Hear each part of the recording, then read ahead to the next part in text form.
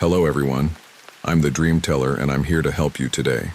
I know you use this video to fall asleep, so before that, like the video and subscribe to the channel. Also, where are you from and what time are you watching? Now get comfortable and relax. I remember the day I arrived in that small, quiet town. The place had dirt roads and old storefronts. The people I saw looked tired and spoke softly.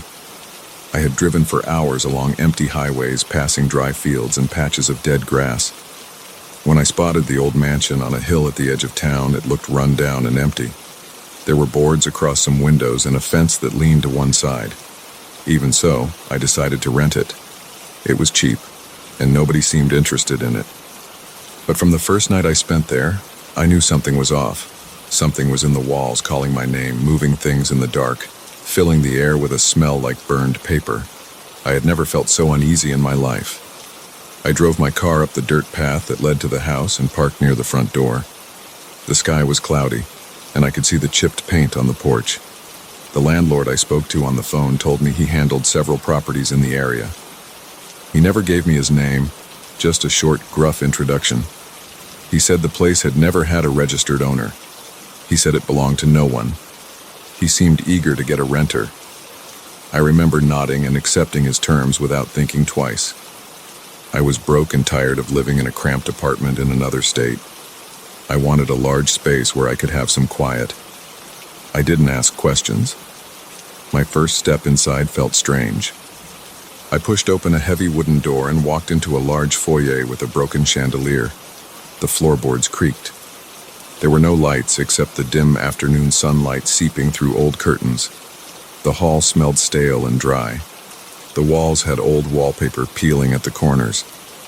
I tried turning on a light switch, but nothing happened. I had brought a flashlight in the car, so I went back, grabbed it, and started shining it into each room. The house had large rooms with dusty furniture and old portraits on the walls. I didn't recognize any faces in those portraits. Some looked like men in old-fashioned suits, others like women in plain dresses. No names, no plaques, just these old frames hung unevenly. In the kitchen, there was a wooden table and a few mismatched chairs. I opened a door that led to a small pantry with empty shelves. I checked the stove. It was old and not connected to anything. I opened drawers in the kitchen and found no utensils or cookware. Everything was empty. I carried my suitcase upstairs. There were 3 bedrooms. Each had a bed frame without a mattress, an empty dresser, and a dirty window. The floor felt gritty under my shoes. I planned to sleep in a sleeping bag for now. I wanted to clean the place over the next few days. I set my sleeping bag down in the largest bedroom at the end of the hall. The window overlooked the backyard, which was overgrown and had a few broken statues near a collapsed shed. That first night I had trouble sleeping. I was alone in a big, quiet house. There was no traffic outside. The town was distant. I could hear my own breathing and my heartbeat.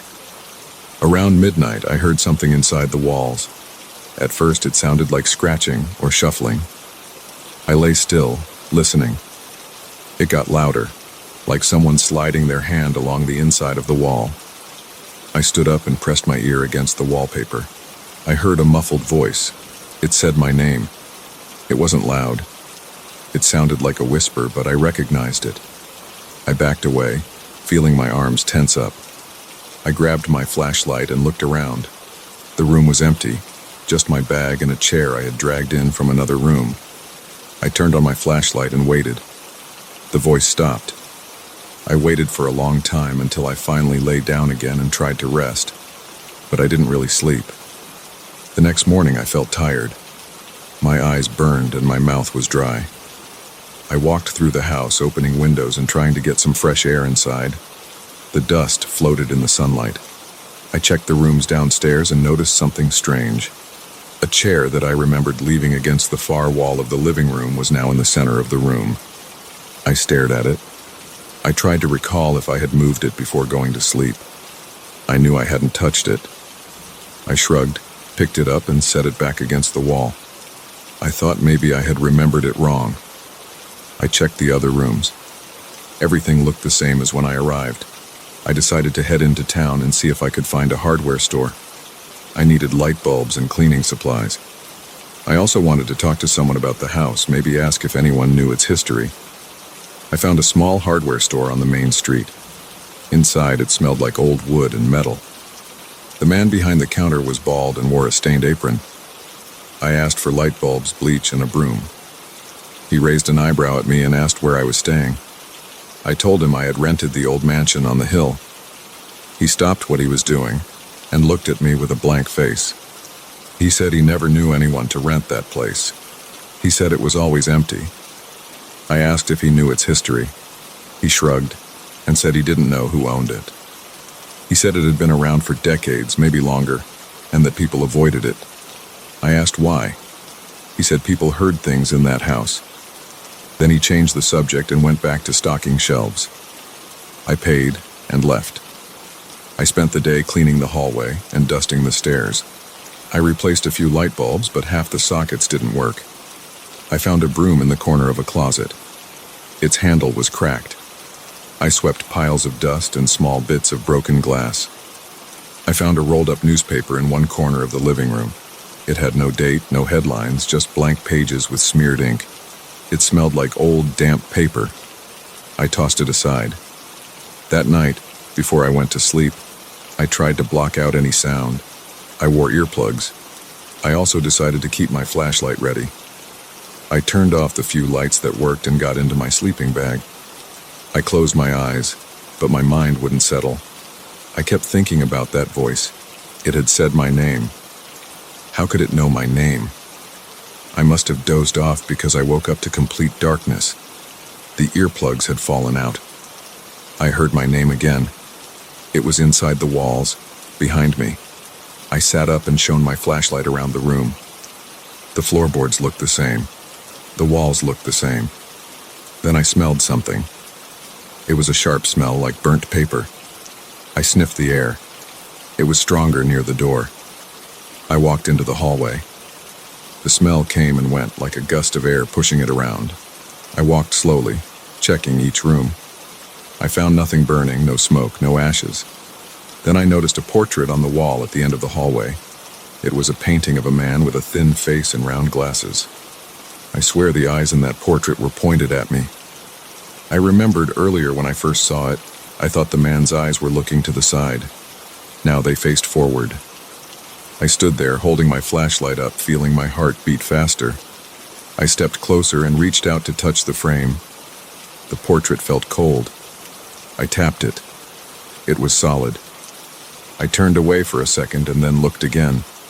The eyes were still looking straight ahead at me. My stomach tightened. I backed away. I turned and headed downstairs. I didn't want to sleep near that thing. I ended up lying on the living room floor using my jacket as a pillow. I left one lamp on. I didn't sleep well. Every time I closed my eyes, I thought I heard movement in the rooms above me. Something sliding along the walls, whispering. Once I thought I heard footsteps, but when I aimed my flashlight at the stairs, nothing was there. The next day, I searched the house more thoroughly. I checked closets, the basement, and the attic. The attic was empty except for a few boxes of papers. Most were blank or charred at the edges. Some smelled like they had been burned before. I found no old letters, no documents, nothing to explain who lived here or what happened. The basement was just a cold, damp room with stone walls. No sign of any wiring or pipes that might explain the noises. I decided to talk to the landlord again, but I had no direct number for him. I only had the one he used to call me, and every time I tried to call back, nobody answered. When I drove into town and asked around, nobody knew who managed the property. The hardware store guy just shrugged. A woman in the general store said she had never heard of a landlord who rented that place. She said it usually stood empty. She sounded confused when I described the man I talked to on the phone. I drove back to the house, feeling frustrated. I tried to stay calm. I forced myself to think logically. Maybe I had dreamed the voice. Maybe I had moved that chair without remembering. Maybe I was tired and hearing things. But then I entered the house and noticed the smell again, like burnt paper. It was in the foyer this time. I followed the smell into a small room off to the side, a room I hadn't paid much attention to. Inside, I found a pile of old books on the floor. I hadn't seen these before. I was sure they weren't there yesterday. I kneeled down and picked one up. The pages were blank and crumbled in my hands. They smelled burnt. I dropped them and backed out of the room. I went upstairs to check the bedroom. My sleeping bag was moved. Instead of lying flat near the window, it was rolled up against the door. I had not done that. My flashlight, which I had placed beside the sleeping bag, was now on top of the dresser. I took a few steps back and felt sweat forming on my forehead. I grabbed my stuff and took it downstairs. I was starting to feel an odd pressure in my head, like a headache building up. I wanted to leave, but I had no place else to go. I didn't have much money. I told myself I would give it one more night, and if I heard anything else, I would pack and sleep in my car. That night, I sat in the living room with the lamp on and tried to read an old magazine I had brought with me. I kept glancing at the hallway. After a while, I heard a creak upstairs. I got up, holding my flashlight, and walked slowly up the stairs. My throat felt dry. I could hear my own footsteps on the wood. When I reached the top, I heard my name again. It was coming from behind the wall near the portrait. I stood there, pressing my ear against the wallpaper. I heard a whisper say my name, over and over, very quietly. My muscles felt tense. I tried pulling on the wallpaper. It ripped easily. Behind it, there were old wooden boards. I shined the flashlight through a small gap. I couldn't see anything inside. I tapped the boards. They sounded hollow. I tried to pry one loose with my hands, but it wouldn't budge. I went back downstairs, breathing heavily. I found a screwdriver in my toolbox and returned to the spot. I wedged the screwdriver into the gap and pushed. One board cracked and fell inward. A wave of that burnt paper smell hit my nose. I coughed. I shined the flashlight into the gap. Inside, there was a narrow space, maybe a foot wide, running along the wall. I couldn't fit inside, but I could see old scraps of paper on the floor of that hidden space. They looked charred and torn. I didn't see anyone or anything alive in there. I called out, feeling stupid. I asked who was there. No response. I backed away from the wall and stood in the hallway, clutching my flashlight. I felt a chill run through my arms. I heard a voice again, but this time it sounded fainter. It called my name once more and then stopped. I leaned against the wall opposite the hole and waited, expecting something to move. After a few minutes, nothing happened. I slowly went downstairs and sat on the sofa. I stared at the front door, breathing slowly, thinking about leaving right now. I decided to check the house records at the local office the next day. Maybe I could find something that explained this. Maybe old tenants had left notes. Maybe there was some logical reason. I slept a few hours on the sofa, waking up at every little sound. In the morning, I drove to town and found the town clerk's office. It was a small, dusty room with old files. The clerk was an older man with a tired face. I asked him about the mansion. He checked his files and said there was no official record of any owner. He showed me a ledger. It had addresses, deeds, names. Where the mansion's address should have been, the line was blank. He said he had never seen anything like that. I asked if anyone had lived there. He said he didn't know. He asked me why I wanted to know. I said I was renting it. He looked surprised and said he had never heard of anyone renting it. I left the office feeling more confused. I went back to the mansion one last time. I entered through the front door.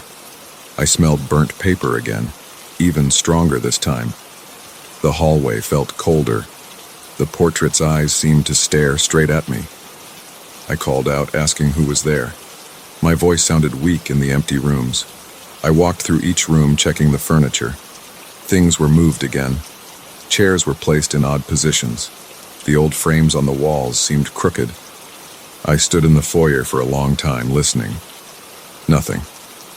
I walked slowly to the door and stepped outside.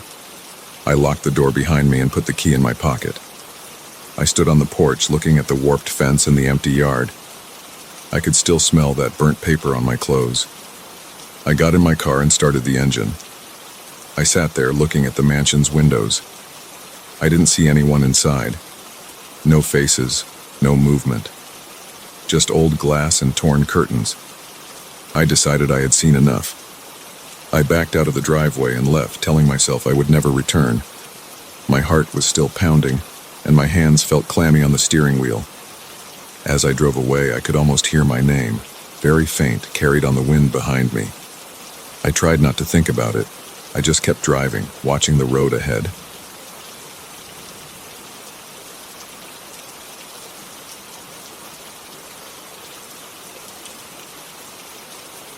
I slammed the door of my car and gripped the steering wheel, staring straight ahead into the dense fog. I breathe in and feel the stale air inside the cabin. There is no traffic, no lights on the horizon, no landmarks except the vague shapes that fade in and out as I crawl forward. I have been driving for what feels like hours. My arms feel stiff and my eyes burn. The engine hums at a low, steady pitch. I can't remember where I started. I can't remember why I am here. I only know that I am alone on this road and something is very wrong. I press the gas pedal and move ahead at a slow pace. The headlights only illuminate a short distance in front of me. Everything else is hidden by a thick, white fog. The fog never thins out, never shows signs of lifting. I see shapes drifting through it, shapes that vanish as soon as I look directly at them. They move in a slow, twisting way, as if they are alive, or at least aware of my presence.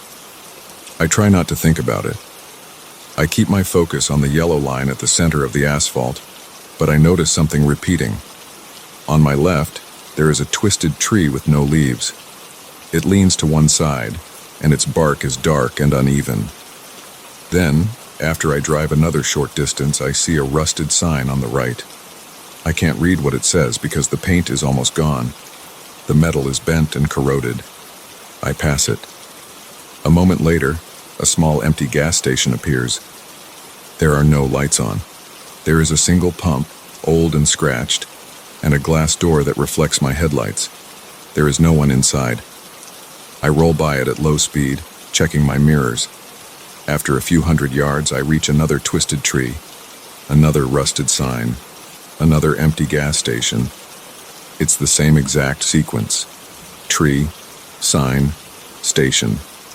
Then again, tree, sign, station. I feel sweat forming on the back of my neck. My hands are damp. I let go of the wheel with one hand and wipe my palm on my pants. I look at my phone. No signal. The battery icon is fine, but there is no service. The time on the display seems stuck. The minutes are not passing. I turn on the car radio and get static. I try changing stations, but nothing comes through. The engine rumble, the light static, and my breathing are the only sounds. I slow down and stop the car. The engine idles. I feel the vibration through my seat. I look over my shoulder, expecting another car or some headlights from behind. There is nothing, just the road, the fog, and that twisted tree.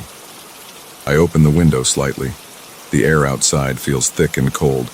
It smells damp and stale like wet cloth. I listen. I hear a voice.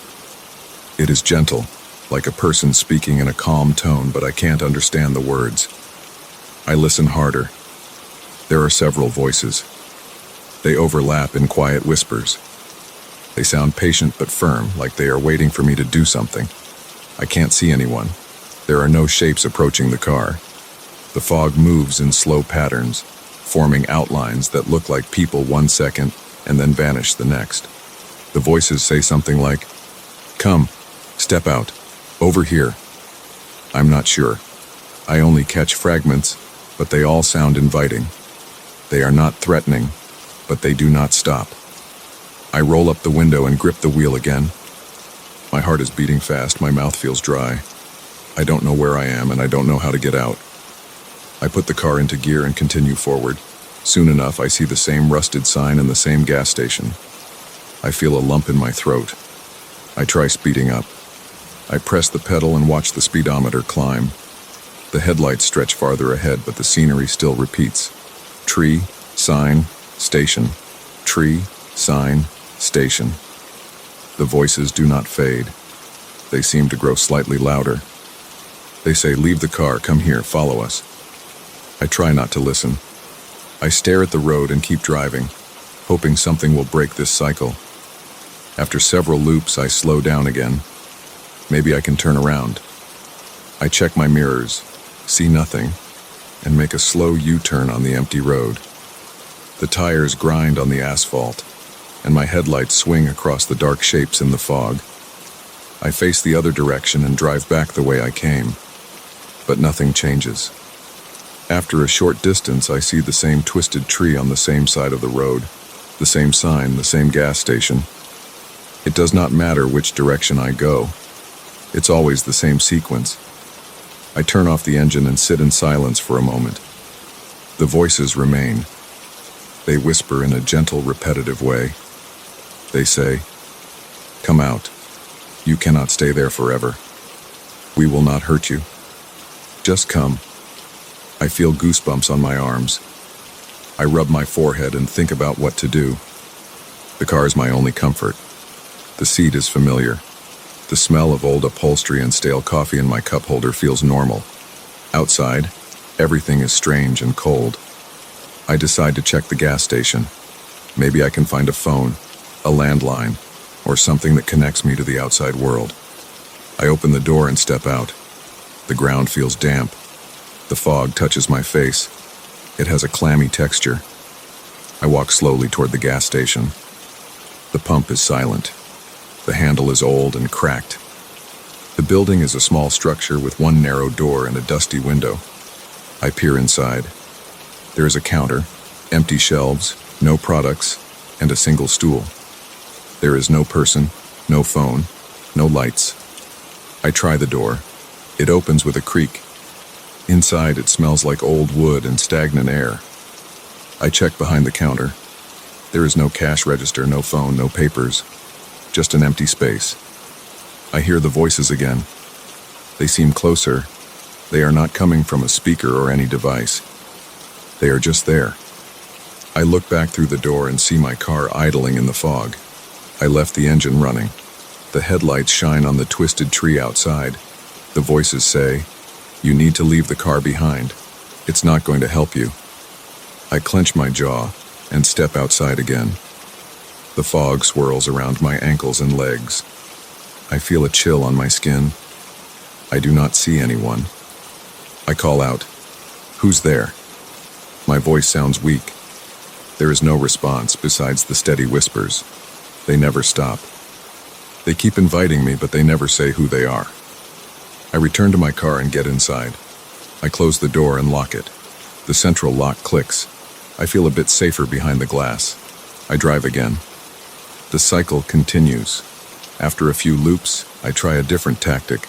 I stop near the twisted tree and examine it. I roll down my window and shine a flashlight on it. The bark is rough and cracked. There are no markings. It looks normal, except it's always the exact same tree in the exact same position. After I pass it, I come to the rusted sign. I stop there too. The sign is a simple rectangle of metal bolted to a wooden post. The paint is faded. I think I see the outlines of a word, but it's too unclear to read. I run my finger over it and flakes of rust stick to my skin. The material is solid, not an illusion. I move on to the gas station again. Same scene, same emptiness. The voices keep pushing me. They say, "Stop fighting this, step into the fog, we can guide you." I refuse to leave my car behind. I get back on the road and drive faster. I press the horn and hold it down. The sound is loud, but it doesn't change anything. The loop continues. I try turning off my headlights to see if I notice anything different. Without headlights, I see only darkness and swirling shapes in the fog. I can't drive safely like that, so I turn them back on. I think about breaking a window in the gas station or ripping down the sign, but I doubt that will help. My hands shake. My mouth is dry. I take a sip of bottled water from the car's cup holder. The water is stale and warm, but it helps a little. I feel my heart pounding in my chest. My forehead is sweaty. I wipe it with my sleeve. I realize I have no real plan. I consider just walking into the fog. But where would I go? The voices say they will guide me, but why should I trust them? They have not shown themselves. They just keep whispering. Yet I have tried everything else. I drive a few more loops. The same pattern, tree, sign, station. The repetition never ends. The fog never clears. The night never turns to day. My phone still has no signal. The radio is still static. My body is tired and my eyes ache. My neck feels stiff. I try to massage the back of my neck with one hand while steering with the other, but it doesn't help much. I feel a dull ache in my shoulders. Eventually, I park in front of the gas station again. I sit there with the engine running and headlights on. I listen carefully. The voices are calm and patient. They say, "We are waiting. You cannot keep driving in circles. We are not going away." I inhale and exhale slowly. I tell myself that I have to try something different even if it makes no sense. If I keep driving, I will waste fuel and never escape. The scenery will never change unless I change what I'm doing. I turn off the engine and remove the keys. The silence grows thicker. I can hear my breathing and the quiet whispering outside. I open the door and step out. I take a few steps away from the car and wait. The fog swirls around me. My shoes sink slightly into the damp ground. The air is cold. I look around. The gas station is behind me. The road is in front of me, and the twisted tree and sign are somewhere behind the layers of fog. I call out again, "Who are you? What do you want?" The voices respond at once. "We will show you. Come forward. Leave the car behind and come this way." The direction is not clear, but the tone is certain. I feel my stomach tighten. My hands tremble a bit, but I force them to stay steady. I do not see anyone, but the voices have a weight to them. I consider the risk. My car is my last connection to something normal, but it's useless here. I cannot escape by driving. The road is a loop that leads nowhere. I walk a few steps along the roadside. The gravel crunches under my shoes. The fog thickens, making it hard to see the car behind me. I hesitate and turn around to check. The car's shape is faint through the fog. The headlights are off, but the outline of the car is still visible. I consider running back to it and trying again, but I know it's pointless. I have tried everything else. The voices say, "Keep coming. You are close. We are here." I still cannot see them, but the sound is all around me. It feels like multiple people speaking quietly near my ears, but I feel no breath, no physical presence. Still, I follow their instructions. I move farther from the car, step by step. The ground feels the same. The air is cold. The darkness never fades. The voices continue to guide me. They say, "A little more. Don't stop now." I walk slowly, keeping my arms close to my body. My heart pounds hard. My legs feel stiff.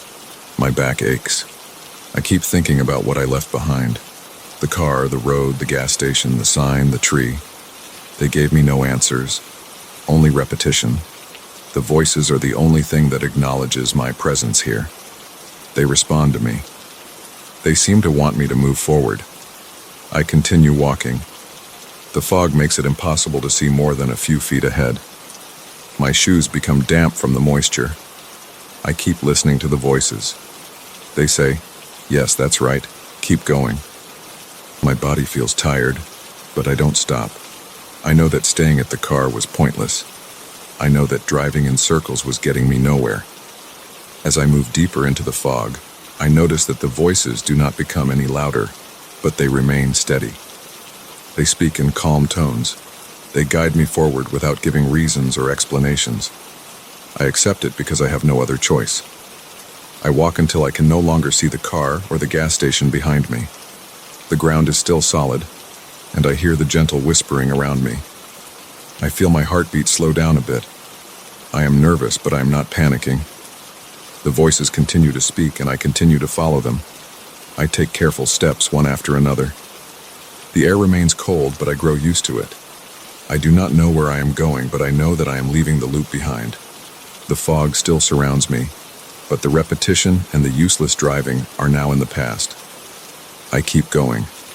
I listen and move as they instruct. I have nothing else but this path. No one appears in front of me, but I feel a strange sense that I am not alone. The voices never waver. They lead me forward. I do not know what I will find, but I keep walking. I feel my muscles tense and release with each step. I inhale and exhale the cold, damp air. The loop of the road is no longer holding me. The car sits somewhere behind in the fog, silent and empty. The voices say, "Good. Keep going." I do.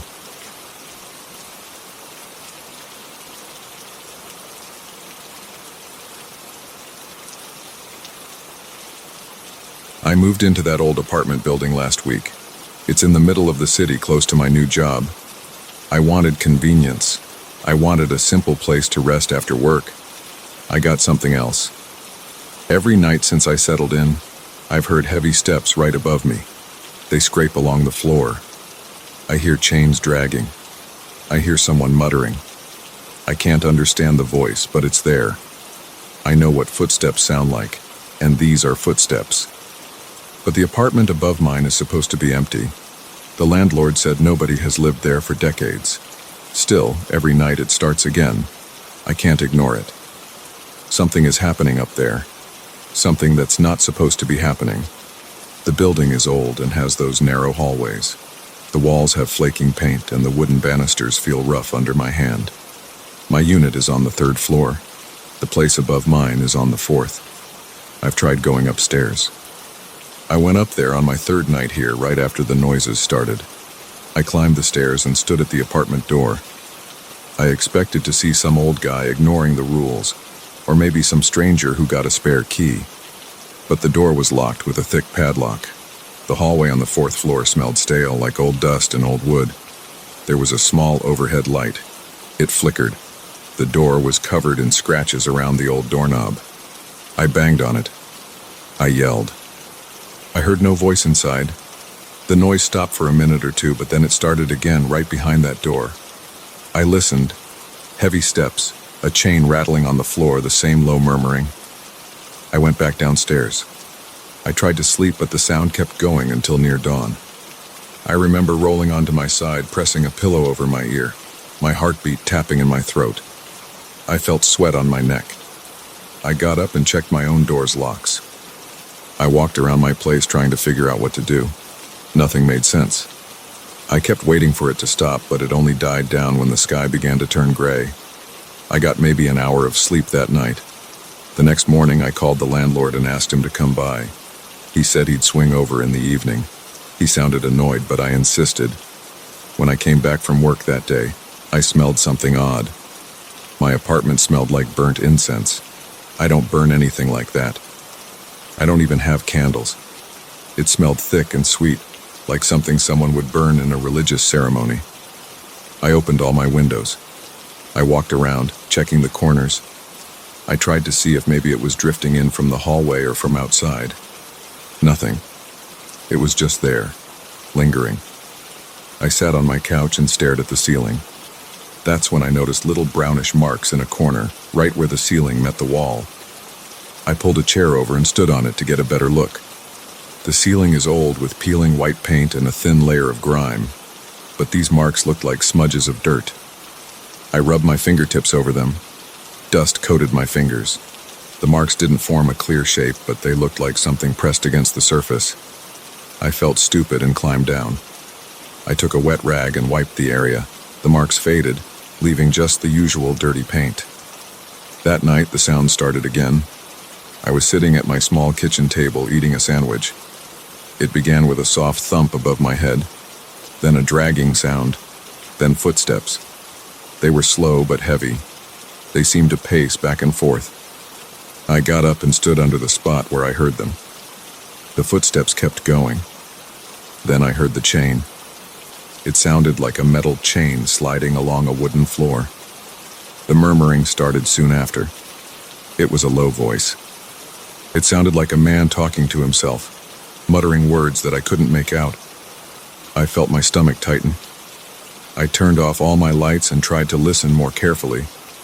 I wanted to know if maybe I could catch a word or two, but it was just a low, continuous murmur, like a prayer or a chant. I grabbed a flashlight and went upstairs again. The hallway was quiet. I tried the door. Locked. I pressed my ear against the wood. I heard the footsteps clearly, right behind that door. I slammed my fist against it. "Hey!" I shouted. "Who's in there?" No answer, just the steps and the chain dragging. I felt goosebumps on my arms. The landlord was supposed to come by soon, but he hadn't shown up yet. I hurried back to my apartment and tried to call him. No answer.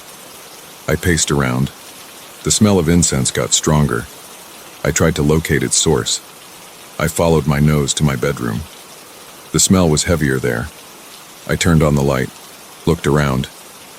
My bed, my dresser, my boxes still unpacked. On the floor near my bed, I saw something new. Dusty handprints. They were not clear, like a perfect imprint, but they looked like dirty smudges shaped roughly like hands. They led from the ceiling corner to the floor as if something had crawled down the wall and touched the ground. I felt my stomach flip. I backed away, breathing fast. I turned on every light. I checked my windows. They were locked. I checked my front door. Locked. I checked every inch of the place. No sign of anyone. I tried to clean the floor, but the dust marks just smeared. I got a damp cloth and scrubbed until the floor looked normal again. But I couldn't ignore what I saw.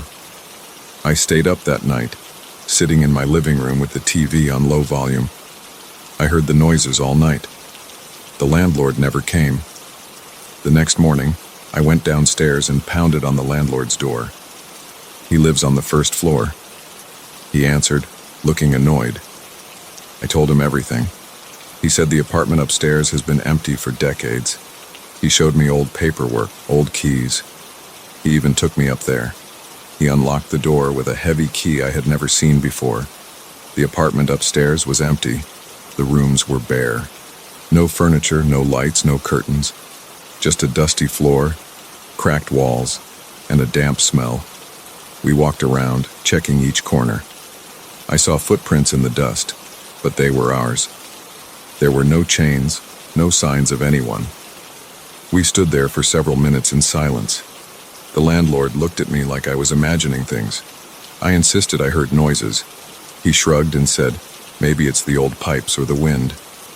He locked the place up again and told me to get some rest. I went back to my apartment. It was daytime. The place felt normal enough. I showered, had some coffee, and went to work. When I returned that evening, I found new smudges on my bedroom floor. This time they were near the center of the room. 2 hand-shaped marks and a faint outline of something that could be a knee or a foot. I looked at the ceiling. The paint looked disturbed, as if something had brushed against it.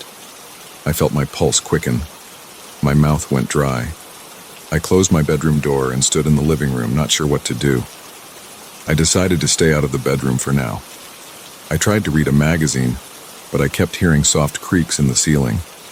Not full footsteps, just light creaks.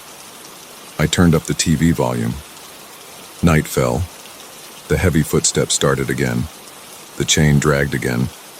The murmuring returned. I tried to record the sound with my phone. I stood on a chair and held it up to the ceiling.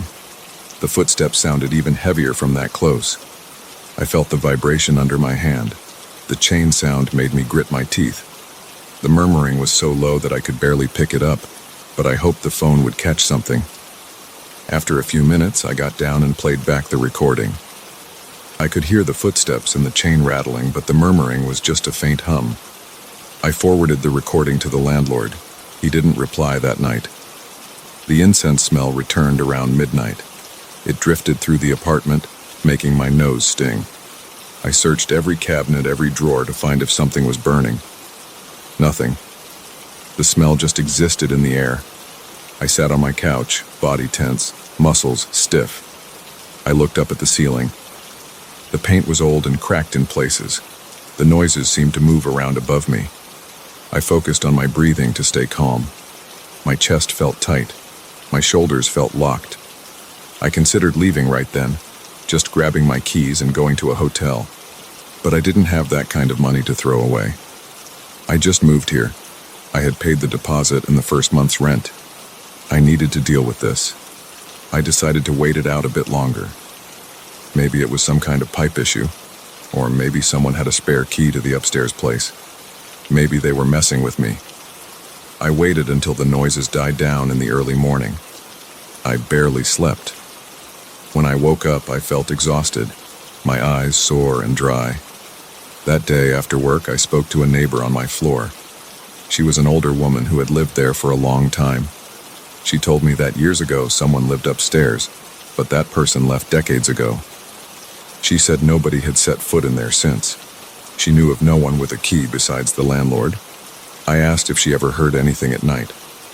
She shrugged and said she sometimes heard strange noises, but she always thought it was the old pipes or the wind outside. I noticed she avoided looking me in the eye. I thanked her and left. I didn't learn much. I went back to my apartment and kept all the lights on. I searched every inch of my rooms, checking for hidden openings in the ceiling or walls. I climbed on chairs, tapping the ceiling with a broom handle. At one spot near where I found the first dusty marks, the ceiling sounded hollow. I studied that area carefully. There was a slight gap in the corner molding, as if someone had removed a piece of wood and put it back loosely. I tried to pry it open with a screwdriver. The wood shifted a bit. Dust fell into my eyes. I stepped down and wiped my face. My heart beat faster. The smell of incense got stronger again, as if opening that gap let more of it seep in. I decided to try again. I pushed the screwdriver harder. The piece of molding came loose, revealing a small gap between the ceiling and the attic or some upper crawl space. I shined a flashlight inside. I saw dust floating. I saw old wooden beams. Nothing else. I couldn't fit my head in. I tried anyway, tilting my head sideways and shining the light. I caught a glimpse of something that looked like a metal chain looped around a beam, hanging there. I froze. My hand shook. I tried to get a better angle, but a puff of dust made me cough. I pulled back, eyes watering. I paced around thinking about what I just saw. A chain in the ceiling space. Someone had to have put it there. Maybe that's what I was hearing. But why did it sound like footsteps? And what about the handprints? I sat in the living room and waited for nightfall, keeping my flashlight and phone ready. When the noises started, I rushed into the bedroom and pressed my ear to the gap. The footsteps were clear, louder now. They seemed to circle above me. The chain rattled.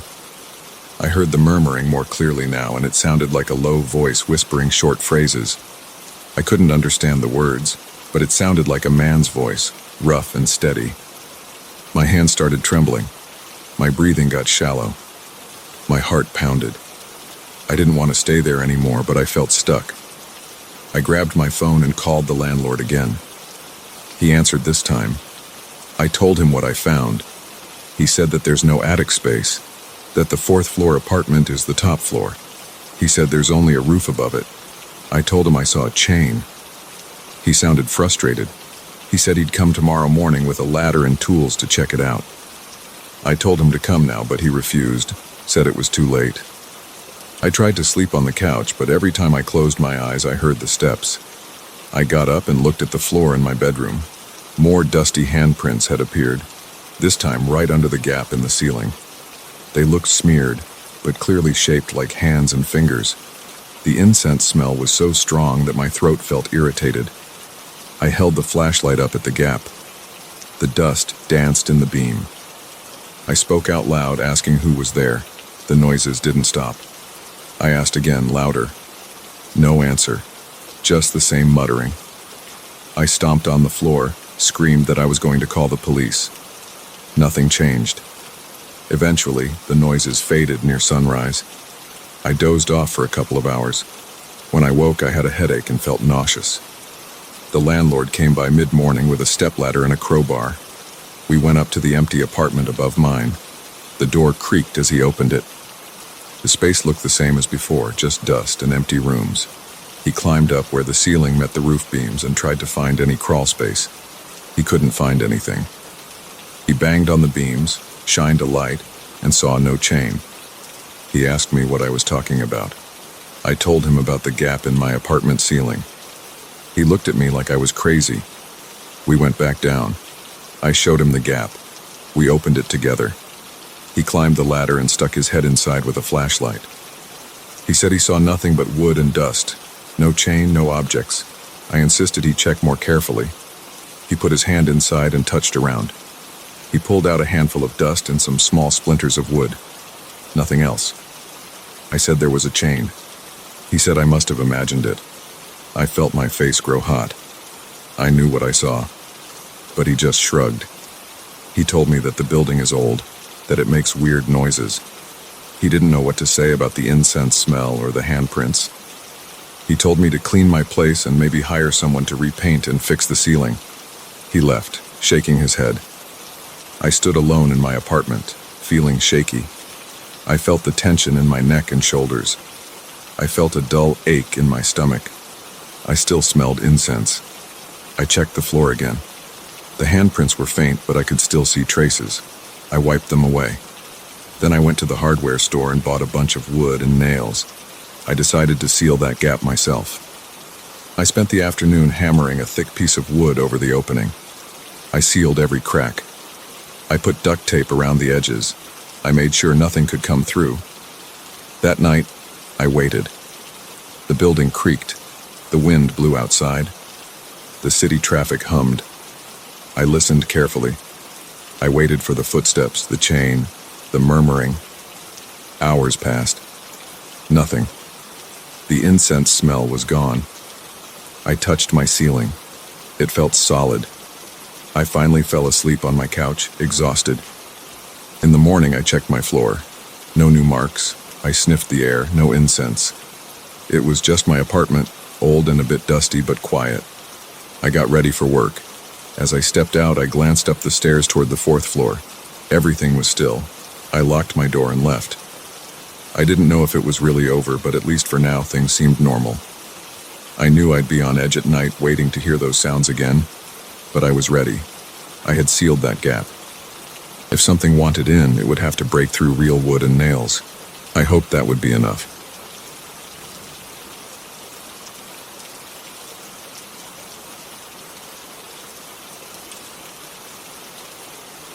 I remember the silence.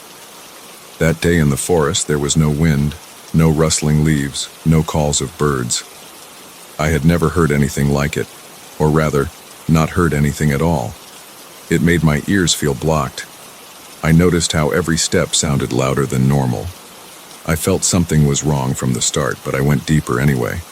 I just wanted to finish that trail and go home. I left my car about 100 yards from the trailhead. The path into the forest looked normal from where I stood. The sun was bright enough and the sky was clear. I had water in my backpack. I had boots with good soles. I had a hooded jacket tied around my waist. I had no reason to worry, but my stomach felt tight. The silence made it feel like my ears were underwater. I checked my phone. No signal bars. I expected that. I zipped it back into my pocket and went in. As I walked, I noticed how even my breathing sounded too loud. My boots crushed small twigs, and every crack felt like it echoed. The trees looked normal at first glance. Tall trunks, rough bark, thick branches. But as I went farther, I noticed that some of the trunks looked bent, as if curving toward the trail. I stopped and looked around. The forest floor was covered in damp leaves and patches of moss. The air felt heavy. When I looked up, I saw branches that seemed to twist in odd angles. I heard nothing. No wind. No small animal movements. I tried to shake it off. I kept walking. My intention was to follow the trail for a couple of hours, then turn back. I had done similar hikes before. This one was supposed to be easy, but after about 20 minutes, I realized the silence was growing denser. I had no sense of time beyond my watch, and I started checking it more often. I stopped again. I held my breath. I tried to hear something, anything. Nothing. It made me feel uneasy. I thought about turning back, but I decided to keep going a bit more. The trees around me were tall and close together. They created a sort of tunnel. I could still see sunlight above, but it looked pale and cold. I noticed something strange about the shadows. They seemed to move in a way I couldn't explain. When I took a few steps, I saw my own shadow stretching and shifting. The shadows of the tree trunks seemed to reach out over the ground. I tried to ignore it. I focused on the path. The dirt was dark and damp. My boots left clear prints behind me. At least I knew I could follow them back if I got lost. I swallowed hard. My throat felt dry, so I took out my water bottle and drank. My swallow sounded loud and uncomfortable. I put the bottle back. I took a few more steps. My head jerked to the left when I thought I heard something. I waited. Nothing. Just silence. I exhaled and kept moving. After a while, I saw something that made me stop.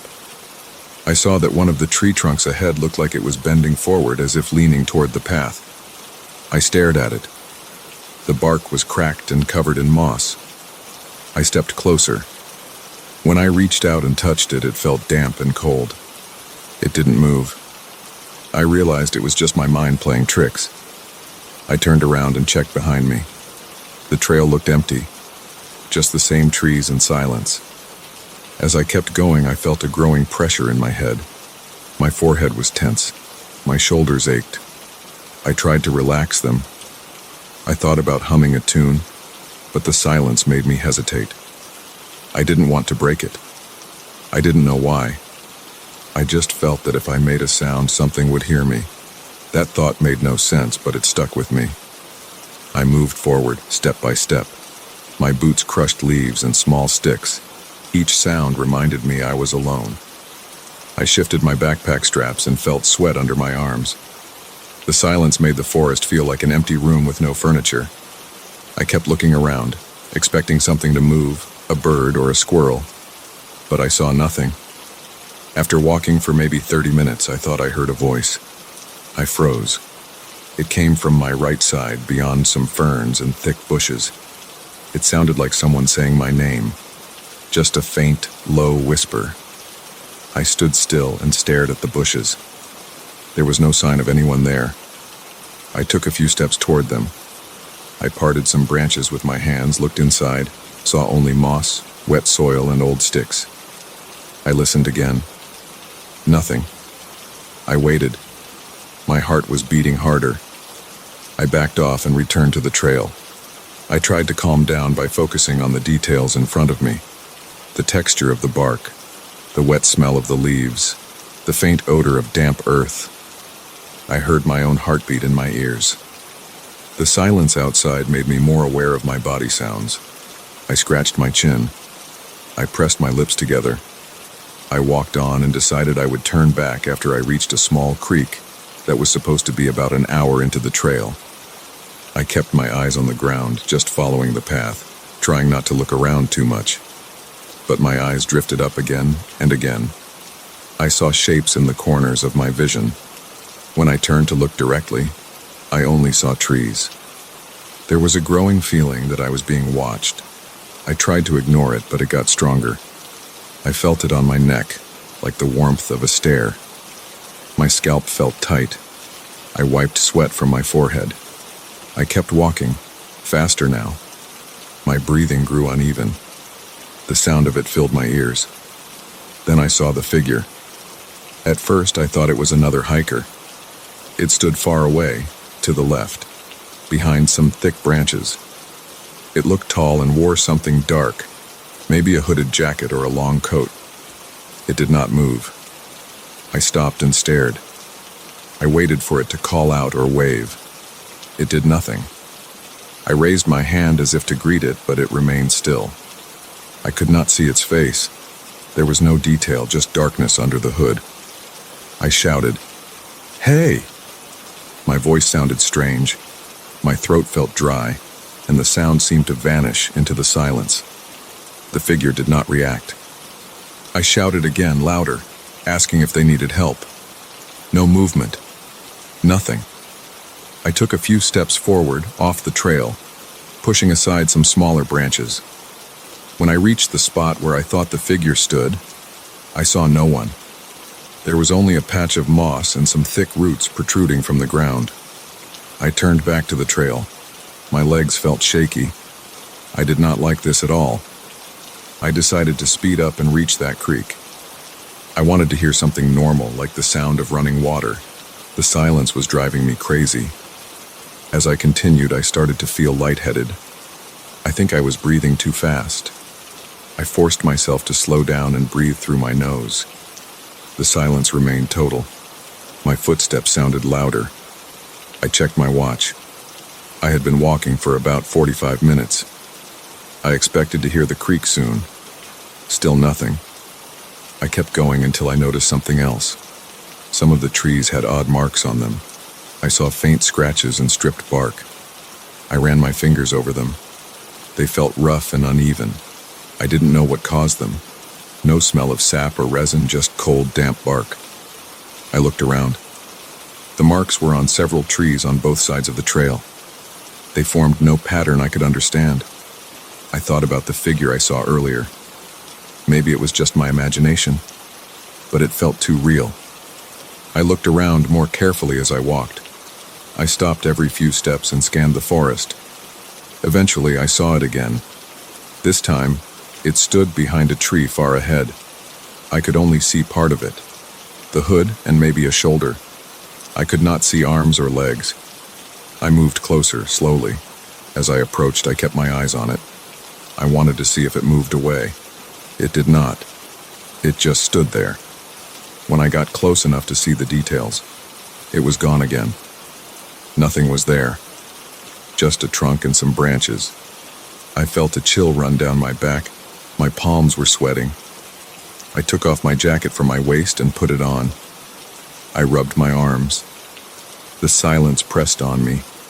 I shouted again, just noise, hoping for an echo. Nothing came back. I kicked a stick out of frustration. I just wanted to find the creek and then turn back. I began to jog.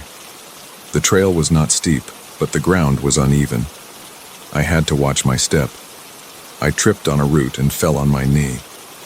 I groaned and stood up. My pants got dirty with damp soil. I brushed them off. My knee hurt, but it was not serious.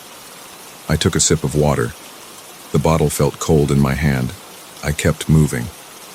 After some minutes, I noticed something up ahead, a slight movement of branches. I held my breath and watched. There was no sound. The branches swayed, but there was no breeze. It stopped after a few seconds. I approached the spot and saw nothing unusual, just leaves and bark. I started feeling desperate for some normal noise. I thought about tapping the trunks. I picked up a small stone and hit a trunk with it. It made a dull sound. It felt pointless. I kept going. After another 10 minutes, I saw the figure again. This time, it was to my left, about 20 yards away, standing between two thick trunks. The hood was pulled low. I saw no face. I shouted for it to come out. I yelled that I was just passing through. The figure did not respond. I stepped closer, pushing through low branches that scratched my jacket and arms. I felt leaves brushing my face. When I reached the spot, it was gone again. No footprints, no broken twigs, nothing. My heart pounded harder. I decided I would not go any farther. I turned around and started back. I wanted out. I wanted my car. I wanted to hear the engine and the tires on gravel. As I retraced my steps, I tried to follow my footprints. They were there, but fainter than before. The silence continued. I looked back several times, expecting to see the figure following me. I saw no one, but I felt that stare. It made my shoulders tense. I rolled them to release the tension, but it did nothing. I walked fast. My legs ached. My lower back hurt from the tension. I checked my watch again. I had been out for maybe an hour and a half total. I should have been back at the car in less than that. I pushed on, watching for the curved trunks that I saw earlier. They looked familiar. I recognized some mossy stones. I recognized a broken branch on the ground. Good. I was on the right path. As I moved closer to the trailhead, I noticed that the silence did not break. Not a single bird, not a single gust of wind. My ears felt odd, as if they were ringing. I tried to pop them by swallowing. It helped a little. At some point, I saw the figure one last time. It stood straight ahead, right in the middle of the trail. This time, it was not hiding behind branches. I stopped about 30 yards away. The figure did not move. I could see that it was tall and wore a hooded garment that reached down below the waist. I shouted again, but it stayed silent. I felt my knees tremble. I raised my arms and said I was leaving. I said I didn't want any trouble. My voice sounded shaky. I took a step forward. The figure remained still. I took another step. Still no movement. I considered rushing it, but the silence made me hesitate. I moved slowly, one step at a time. When I got close enough to make out more details, I saw that the inside of the hood was completely dark. I held my breath and reached out with my hand, shaking, to touch the figure. The moment my fingertips should have made contact, I felt nothing. My hand passed through empty air. The figure vanished as if it had never been there. I stumbled forward and almost fell on my face. I looked around. Nothing, just the trail and trees. I stood there, breathing hard, sweating, my heart pounding. I wiped my face with my sleeve. My entire body felt tense and sore. I turned and hurried toward the exit. I knew I didn't have much farther to go. I forced my legs to move faster, ignoring the pain in my knee and the ache in my shoulders. I just wanted to be out of there. When I finally reached the trailhead, I saw my car waiting exactly where I left it. I pressed the unlock button on the key fob and heard the chirp of the locks. That sound felt too loud after all that silence. I jumped in, slammed the door, started the engine, and pulled away. As I drove away, the forest grew smaller in my rearview mirror. I still heard no birds, no wind, no nothing. The silence remained behind me, locked in that place. My heart was still beating fast. My muscles still felt tight. I gripped the steering wheel and kept driving, not looking back again.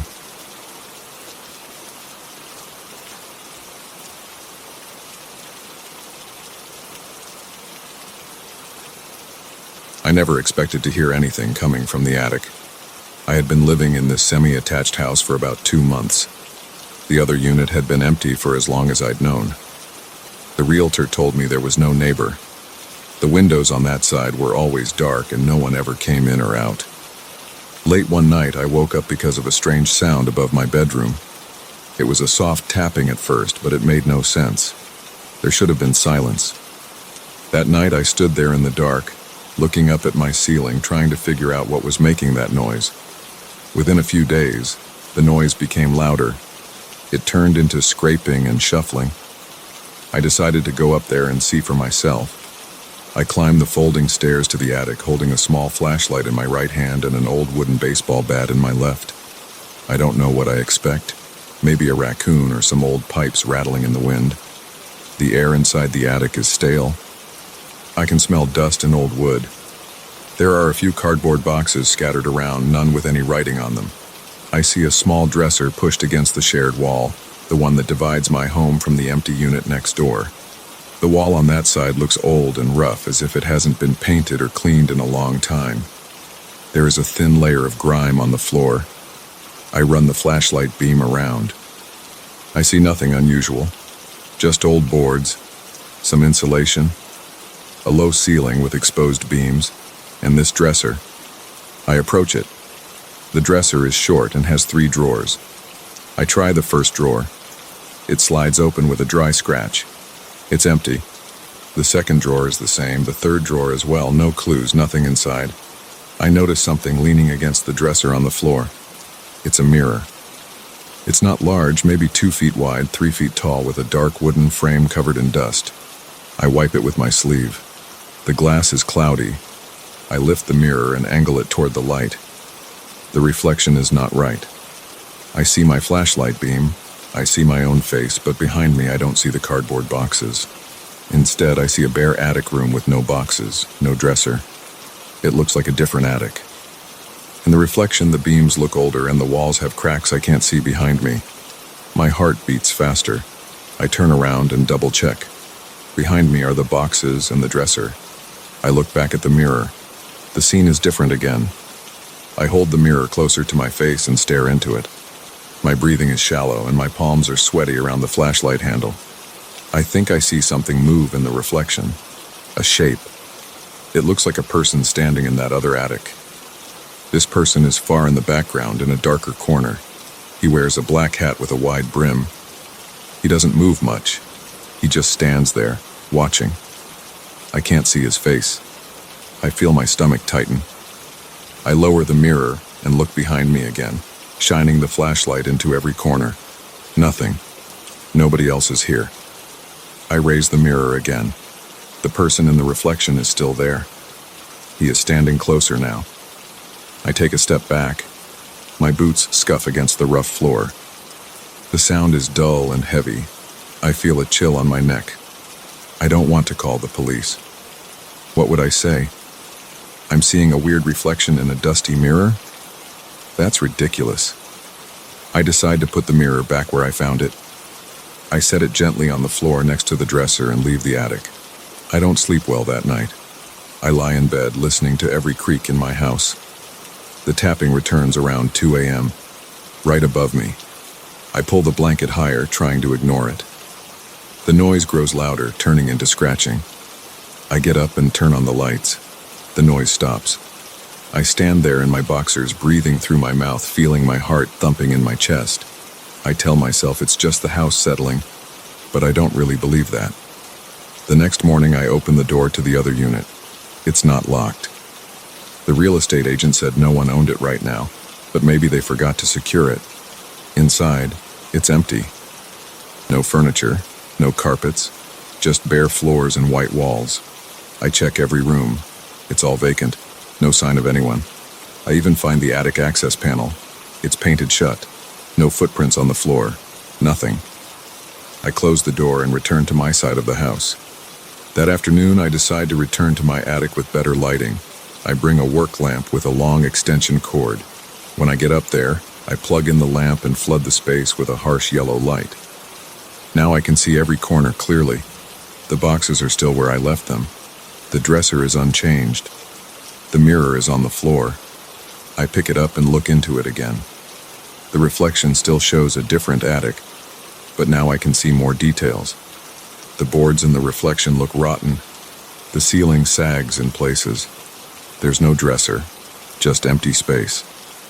The figure with the black hat is still there. He's standing closer than before. I can see the outline of his shoulders and something like a coat. I still can't see his face. I say nothing. I breathe slowly. My skin feels cold. I lower the mirror and face the wall between the units. I tap on it with my knuckles. Solid. I push against it. It doesn't budge. I don't hear anything from the other side. I turn back to the mirror. The figure is gone. I feel relief. But then I hear something above me. The scraping sound. It's right above my head now. I shine my flashlight upward. I see a wooden beam, dusty insulation. Nothing moves. The noise stops. I look back at the mirror. The figure is there again. This time he's so close I can almost make out a shape under the hat. I drop the mirror. The glass hits the wooden floor and wobbles but doesn't break. I back away. My breathing comes in quick, shallow bursts. I walk backward until I reach the attic stairs, and then I climb down as fast as I can, nearly losing my balance. For the next few days, I try to ignore the attic. I keep hearing noises at night. It's always at night. Scratching, then tapping like nails dragging across a board. Sometimes I hear a muffled thump like something hitting the wall. I try to put headphones on and watch TV. The noise gets louder when I ignore it. When I pause the TV and listen, it quiets down. It's like it's waiting for my attention. On the third night, I can't sleep. I stay awake in the living room, sitting on the couch, staring at the ceiling. My throat feels dry. My shoulders are tense. My legs are shaking. I keep thinking about that mirror. I don't know why I'm afraid. It's just a mirror. Maybe it's broken or warped.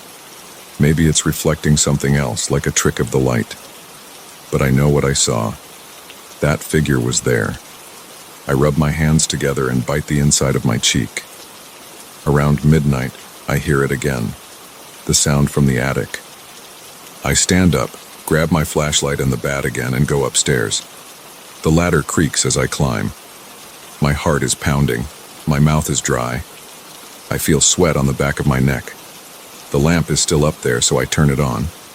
I see everything just as before. The boxes, the dresser, the empty drawers, the mirror on the floor. I pick up the mirror and hold it tight. I lift it, face level, and stare into it. The figure is there, right in front of me, as if standing just behind the glass. I can't see his face, it's dark under that hat, but I feel his eyes on me. I feel a heavy sensation in my chest. I can't look away. I try to say something, but my throat is tight. I manage to whisper, "What do you want?" No answer. The figure doesn't move. I try to lower the mirror, but my arms feel weak. My hands are shaking. Suddenly, the noise starts again. Scratching above me. Long, steady scratches. It sounds like claws on wood. I swallow hard. I try to lower the mirror. The figure moves closer in the reflection. I see him raise a hand. His hand is just a dark shape. I don't see fingers, just the outline of something reaching toward me. I gasp and set the mirror down again, leaning it against the dresser. The noise in the ceiling grows louder. Now it sounds like something scraping hard, trying to find a way through the boards. I step back and hit my head on a low beam. I curse under my breath, rubbing the spot. I grab the dresser drawers and yank them fully out. They're completely empty. Not even dust inside, just smooth wooden surfaces. I shake them, look behind them. Nothing. I push the dresser aside. Behind it, the floorboards are loose. I kneel and pry one up. It comes off easily. Underneath is just insulation and a few spider webs. I see no tunnels, no hidden compartments. I push the dresser back and look around. I walk to the wall that divides the two units. I press my ear against it. I knock a few times. The noise in the ceiling quiets. I stand still, breathing through my nose, listening. Suddenly, there's a bang on the other side of the wall. I jump back and nearly drop the flashlight. My heart is racing so hard I can feel it in my throat. There's nothing there. I know that side is empty. I saw it with my own eyes. It's just vacant rooms and empty floors. I take a deep breath and return to the mirror. I grab it by the frame and face it toward the dividing wall instead of myself. I see the reflection of that other attic again. Now it looks darker. The figure is gone.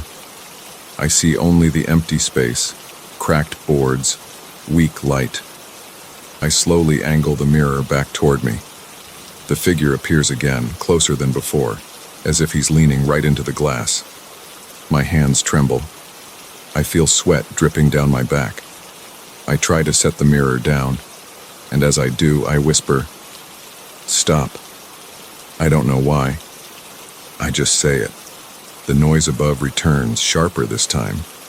It sounds like something dragging a hard metal edge across the wood.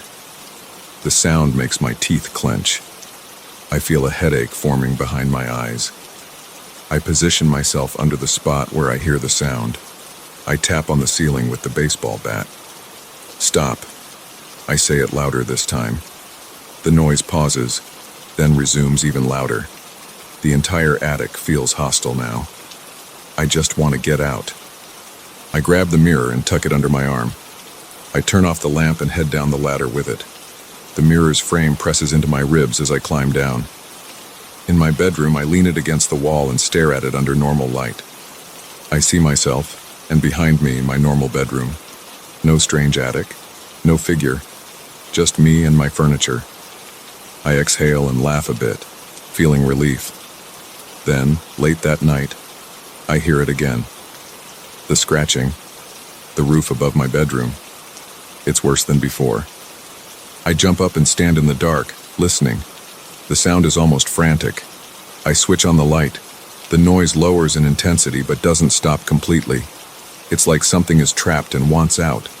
I feel panic building in my chest. I rush to the attic again. This time I leave the mirror downstairs.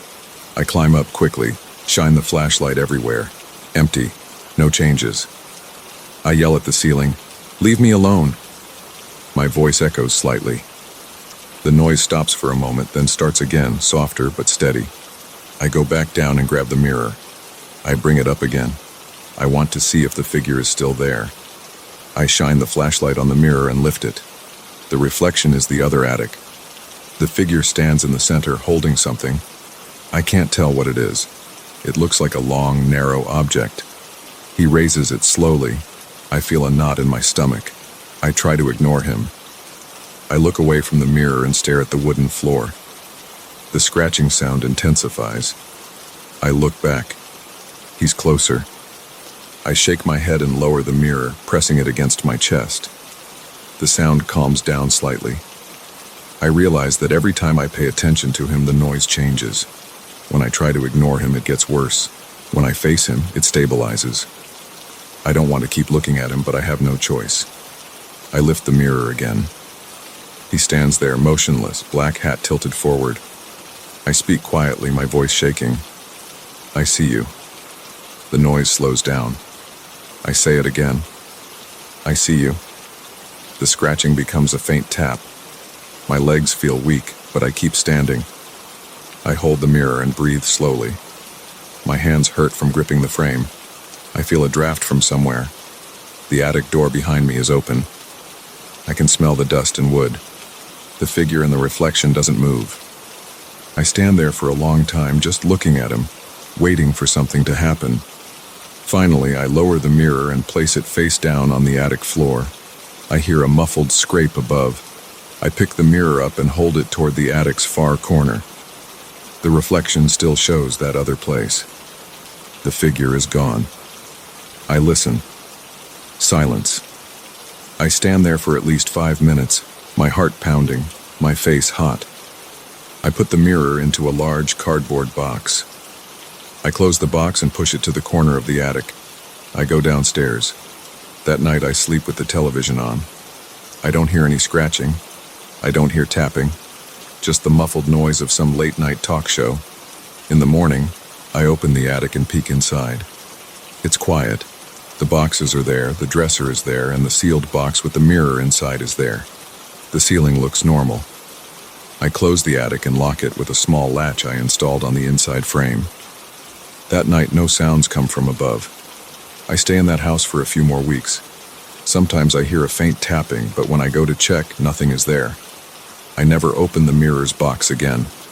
I leave it there, buried under old junk, hoping that I never see that figure again.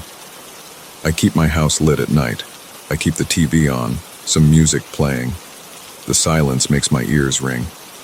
Whenever I think I hear something, I stop and listen carefully.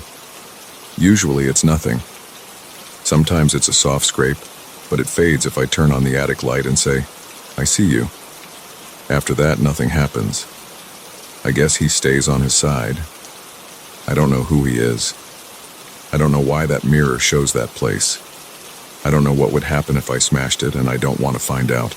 I'm not looking for explanations. I just want to live here without that noise, without that feeling that someone is watching. For now, it's quiet enough. I can handle that.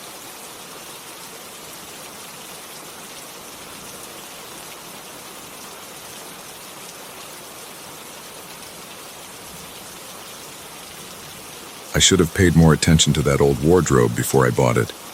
I noticed something off about the mirror inside from the start, but I thought it was just old glass and a bit of wear.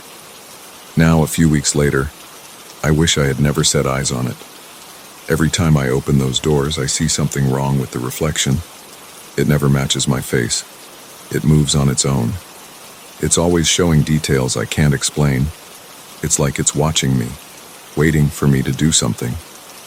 I'm not making this up. I'm going to tell you everything, and I swear I'm not exaggerating.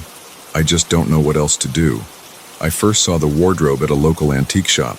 The place smelled like dust and old paper. The owner barely spoke. I remember he had a habit of tapping his fingers on the counter. I walked in because I needed a place to store my clothes.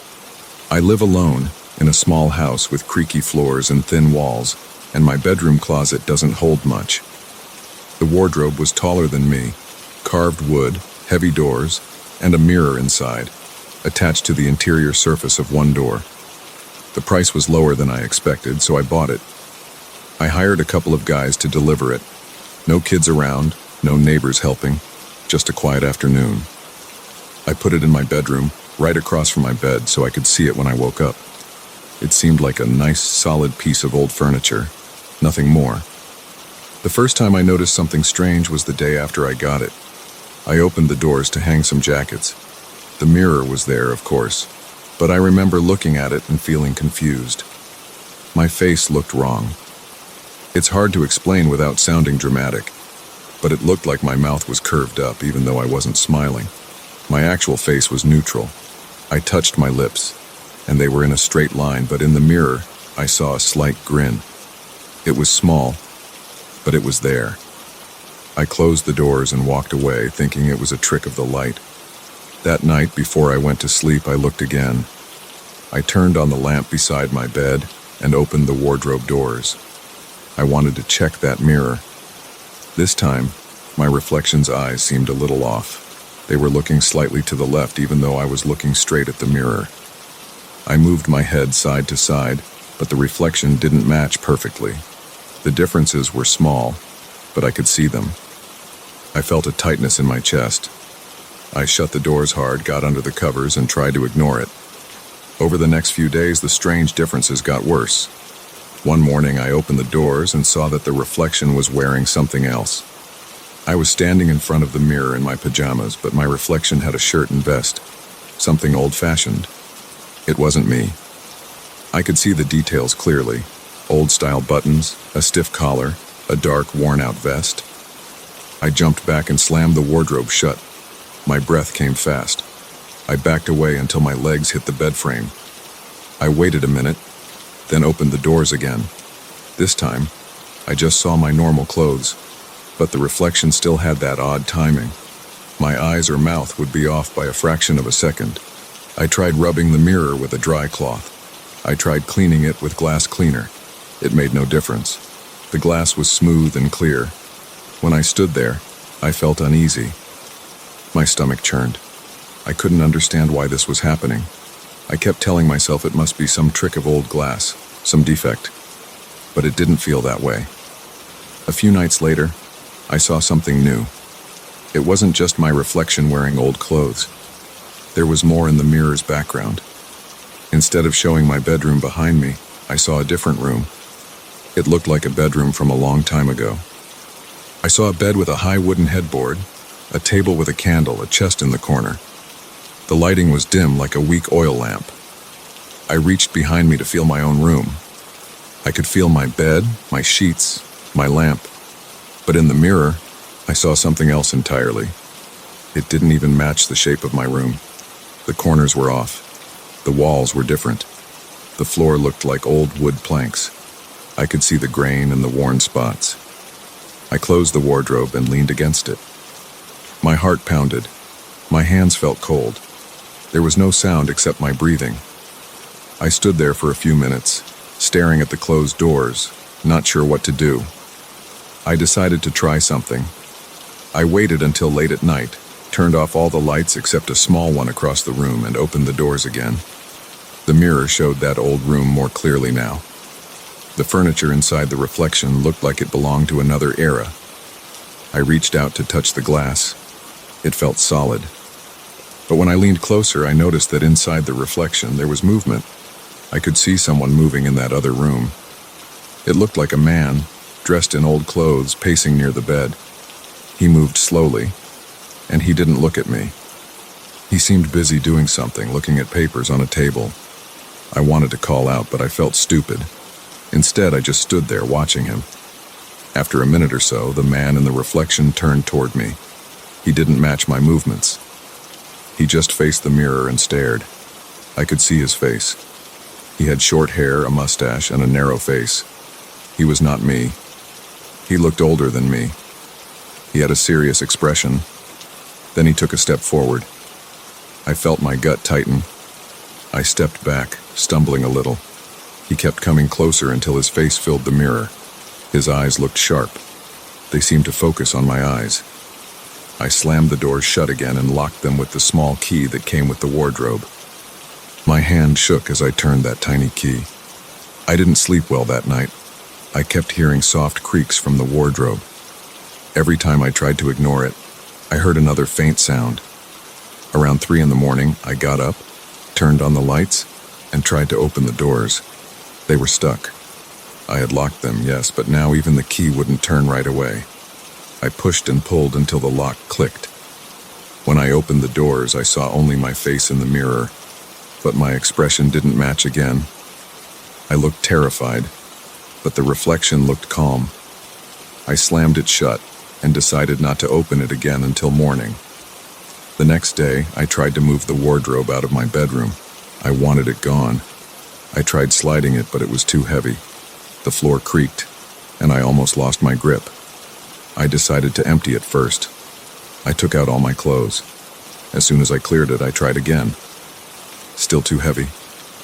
I considered calling someone to help, but I didn't want to explain why I needed it gone right now. I felt stupid, scared of a piece of furniture, but I couldn't help it. That evening, I heard tapping sounds coming from inside the wardrobe. Soft taps like fingers on wood. I stood there a few feet away listening. My throat felt dry. I called out, "Who's there?" Like an idiot. No answer. Just more tapping. I grabbed a flashlight and opened the doors wide. The mirror showed the old room again. The man was back, closer this time. He stood right in front of the mirror, facing me. He reached out with his right hand. I saw it press against the glass from inside. I could see the details of his skin, the wrinkles in his knuckles. I felt a cold sweat on my forehead. I moved the flashlight beam across the mirror, but it didn't change what I saw. I tried to push the mirror from my side. It felt solid. The man's hand pressed harder. I could see the glass bulge a little. I gasped and stepped back. I wanted to run, but my legs felt weak. Instead, I closed the doors again and locked them. I pulled a chair over and wedged it under the door handles. I stood there breathing hard, feeling the sweat under my arms. I didn't know what to do. I didn't want to sleep in that room, but I had nowhere else to go. I ended up sleeping in the living room on the couch, leaving all the lights on. In the morning, I checked again. The wardrobe stood quietly. I touched the doors. They felt normal. I unlocked them and opened them slowly. The mirror showed me my face, and this time it looked just like me, perfectly matched. I waved my hand, and the reflection did the same at the same moment. I tried to smile, and it smiled back. I sighed, relieved, and I stood there for a moment. Maybe it was all in my head. I left the house to get some fresh air. I bought a coffee and came back after an hour. I decided to try something else. I got a screwdriver and tried to remove the mirror from the door. Maybe if I got rid of it, the problem would stop. The screws were old and rusted. I managed to remove 2 of them. When I got to the third, it wouldn't budge. I leaned into it, pressing hard. The screwdriver slipped and I scraped my knuckle. I hissed and pulled my hand back. A tiny drop of blood landed on the mirror's edge. I wiped it away. When I looked at the mirror again, I saw that old room. The man was there, and this time he was smiling, not me. He reached out again and tapped on his side of the glass. I heard the sound clearly. It wasn't my imagination. His knuckles tapped on the mirror from the inside. I jumped back and nearly dropped the screwdriver. He pressed both palms against the glass. I could see him pushing, and the mirror bent outward slightly. My heart hammered. I tried to push it back, but it was solid. My fingers touched hard glass, but I felt a slight give. I felt like something in the mirror was softer, like a thin layer of ice about to crack. I panicked. I grabbed the wardrobe doors and slammed them shut. I shoved the chair back under the handles and stepped away. I decided to call someone. I tried looking up the antique shop's number, but it was disconnected. I tried searching online for information about antique Victorian wardrobes with strange mirrors. I found nothing helpful. I considered calling a friend, but what would I say? I ended up pacing my living room, looking at my phone, feeling trapped. I couldn't leave that thing in my bedroom. I needed to do something. I thought about breaking the mirror. I didn't want to smash glass in my house, but I didn't see another way. That night, I couldn't sleep. I heard scraping sounds coming from the bedroom. I heard soft groans like wood under pressure. I grabbed a hammer from my toolbox and walked to the bedroom door. I stood outside listening. The scraping stopped. I opened the door, reached in, and flipped the light switch. The wardrobe stood there, silent. The doors were closed. I held the hammer tight, my palms sweaty. I walked up to it and listened. Nothing. Slowly, I took the chair away and unlocked the doors. Inside, the mirror showed that other room again. The man was very close. I could see his breath on the glass. I could see a thin layer of fog where he was breathing. He leaned in and tilted his head, looking directly at me. I felt my stomach turn. I raised the hammer. I said, "Stop," even though I knew he couldn't hear me. He grinned. Then he lifted his hand and placed it flat on the glass. I leaned forward, holding the hammer, and tapped the glass with it. The sound was dull. I pulled back and swung the hammer, not too hard, just enough to test. The glass shook but didn't crack. He seemed amused.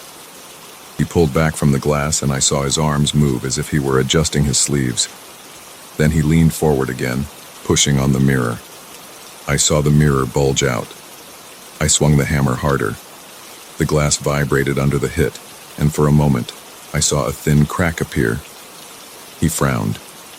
I hit it again, harder this time. The crack spread. I heard him tap from the inside, harder and faster, like he was panicking. I didn't care. I wanted him gone. I slammed the hammer into the mirror over and over until it shattered. Pieces of old glass fell into the wardrobe. Some shards hit the floor, and I jumped back to avoid cutting my feet. I could see through the empty frame now. Behind where the mirror had been, I found nothing but wood backing. No strange room. No old man. Just splintered wood.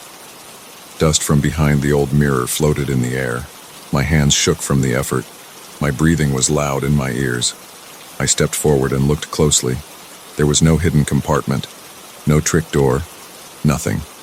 I pulled away and dropped the hammer. Then I closed the wardrobe doors and leaned on them. My head felt light. My chest hurt from breathing so fast. I spent the rest of the night cleaning up the broken glass. I wrapped the shards in thick paper, then in a plastic bag. I checked the inside of the wardrobe again to make sure I hadn't missed anything. It was just wood. Old wood with a few holes where the screws had been. I ran my hand along it. It felt solid and ordinary. I took a deep breath and stepped back. I moved the wardrobe out of my bedroom the next morning, piece by piece, removing the doors first, then the shelves, making it lighter. Without the mirror, it felt like any other old piece of furniture. I pushed it into my spare room and left it there. I didn't want it near my bed anymore. I have no explanation for what I saw. I know what I remember. The mirror didn't reflect me correctly. It showed that old room and that strange man. It showed him moving closer, pushing against the glass. Now, with the mirror gone, I don't see anything strange in that wardrobe. It's quiet. It's just an antique cabinet for clothes. But I'm still uneasy. Sometimes I feel a draft in the house at night. Sometimes I hear a soft tap, tap, tap. But when I check, there's nothing there. I guess I'll keep the wardrobe for now. I'm not sure what else to do with it. I don't see anything unusual anymore, and I'd rather not explain it to anyone who might want to buy it. If I ever decide to sell it, I'll do it without the mirror. I don't want anyone else to go through what I did. For now, I'll try to forget it and move on. I don't know what happened. All I know is that I'm done looking into strange mirrors. I'm done trying to understand old furniture. I just want peace.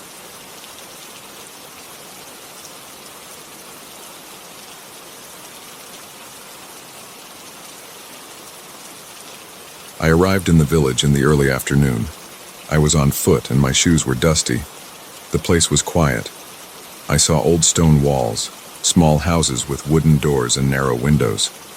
There were no cars parked anywhere. I did not see modern signs, no streetlights, no electric lines overhead. I remember feeling uncertain about why I had even come this way. I had left the main road about an hour before, thinking this could be a shortcut. Now I stood in front of a worn-out archway leading into the village center. The silence and stillness bothered me. I tried to ignore it and kept walking. I noticed something strange almost immediately. The afternoon sun fell at a low angle, and I saw my shadow on the ground. but my shadow looked slightly off. My head and shoulders were correct, but my legs were too long. I adjusted my stance and looked again. The shape on the ground twitched as if it was alive. I stepped back. I felt a tense knot in my stomach. I looked at a stone bench nearby. The bench had a shadow on the wall behind it, but the shape did not match the bench.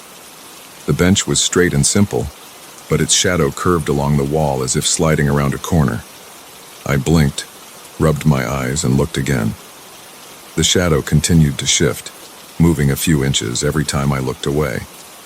I felt sweat forming on my forehead.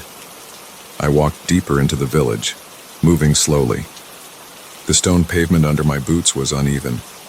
The buildings had chipped paint and old wooden signs that I could not read well. I tried to find someone to talk to. I heard a quiet rustle behind me. I turned around and saw nothing, but I noticed the shadows on the wall again. Two tall shadows against a whitewashed wall did not match any visible objects. They looked like outlines of people, but no one stood there. I saw one of these shadows tilt slightly, as if bending around a drain pipe. I felt my pulse quicken. My mouth was dry. I wanted to leave, so I turned around and retraced my steps toward the archway. I walked for at least 5 minutes, but I could not see the archway. The path seemed longer now. I kept going, expecting to see the entrance. I took long strides, looking straight ahead. I saw nothing but more stone walls and more old doors. I recognized a broken water trough. I was sure I had passed it before. I pushed forward, but the road stretched without end. I looked up at the sky. The sun had not moved much, but I felt as if I had been walking a lot longer than a few minutes. I tried another route. I turned left at a corner and followed a narrow alley. It led me back to the same small square with the same stone bench. I was trapped. I stood still and checked my surroundings carefully. The air felt heavy. I heard a faint scraping sound. I looked down and saw a shadow moving along the cobblestones. It looked like a long, thin shape sliding slowly. There was no object that could cast it. It moved behind me and then across the street. I approached it, reached out my hand, and stopped. My heart was pounding. The shadow slipped under a wooden door and disappeared. I took a deep breath and tried to calm down. I decided to try talking to someone. I saw a figure near a corner. It was a man wearing a dusty gray jacket. He was looking at something on the wall. I approached him and spoke calmly. I said hello and asked him where I was. He turned to me. His face was pale. He looked uneasy and backed away. His eyes darted from me to the ground. His shadow on the wall next to him twitched in a strange way. It looked like it was trying to slip off the wall. I stepped closer and asked him how to leave this place. He did not answer. He just shook his head and stepped away. He moved quickly around the corner and vanished. I followed, but he was gone. I saw no one else. I tried another street. On the ground, I saw dark shapes crawling over the stones. They formed letters, but I could not read them at first. The letters twisted and broke apart. I crouched down and watched closely.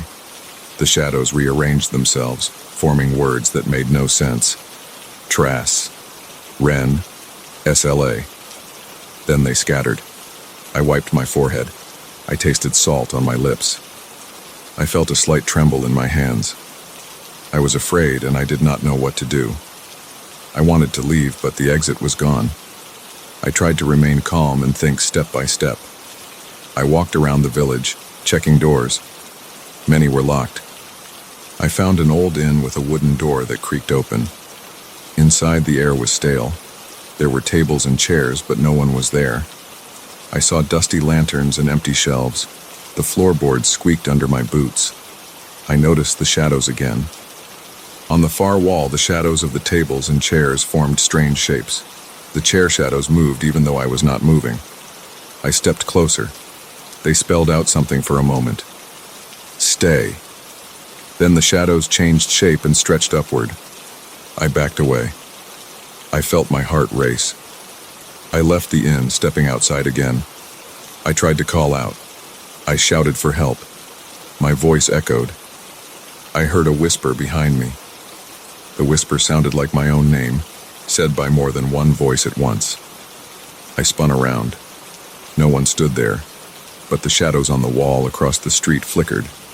I saw them lean forward as if listening to me. I shouted again, asking what they wanted. The only answer I got was a soft rustling noise. I could smell old wood and damp stone. My scalp was tight, and I clenched my fists. I continued down a narrow path between two low buildings. The sunlight was fading. I was not sure if time was passing normally. I reached a small courtyard with a dry fountain in the center. Around it, shadows danced without any source. They slid across the ground, then climbed the walls. They formed words that I could almost read. I stared and waited. The words took shape slowly. They said, "Tell us." I said I did not understand. I waited. The shadows shifted again. Now they formed my name, Jack. I stepped back, startled. I had never told anyone here my name. I felt a chill in my chest. My breathing became shallow. I said my name out loud. The shadows flickered. They spread out in different directions, then gathered again. They formed new words. "Look inside." I turned around and saw a heavy wooden door in the corner of the courtyard. It had no handle. I pressed on it. It opened inward.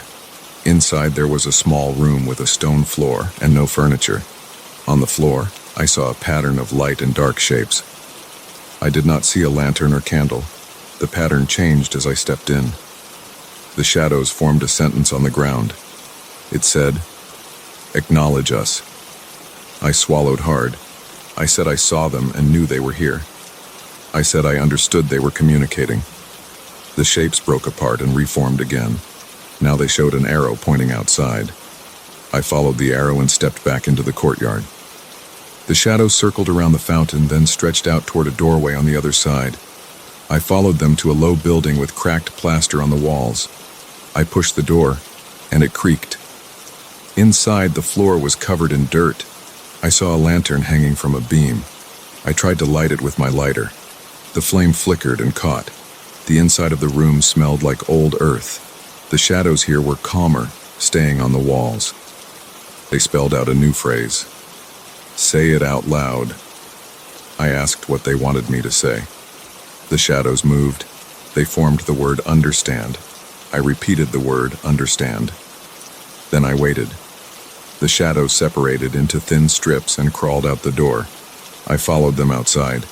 I noticed the path looked different now. The street seemed shorter, and I thought I could see the archway at the far end. I hurried toward it, but after a few steps I felt a tug at my shirt. I turned and saw my own shadow stretching away from me. It pulled back as if resisting my movement. I felt my heart pounding. I tried to move forward again, but my own shadow blocked my way. It grew wider, darker, and made me hesitate. I asked what else they wanted. The shadow on the ground near my feet changed shape. It formed the words, "Accept." I said I accepted them. I said I accepted that they existed in this place. The shadow loosened its grip. I felt relief in my chest. I walked forward again. I saw the archway more clearly now. The stones were the same as before, but I could tell the path was no longer stretching. I hurried toward it.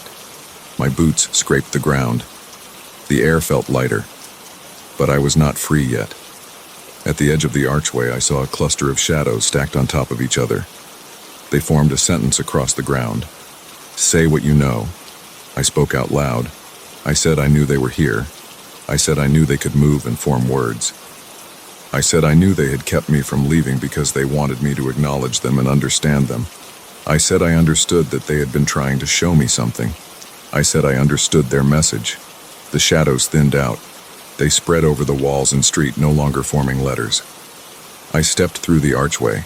At first, I was not sure if I would be allowed to leave. I walked a few steps away from the village. I looked back. The buildings were still there, quiet and old. The sunlight fell at a different angle now. I checked my shadow on the ground.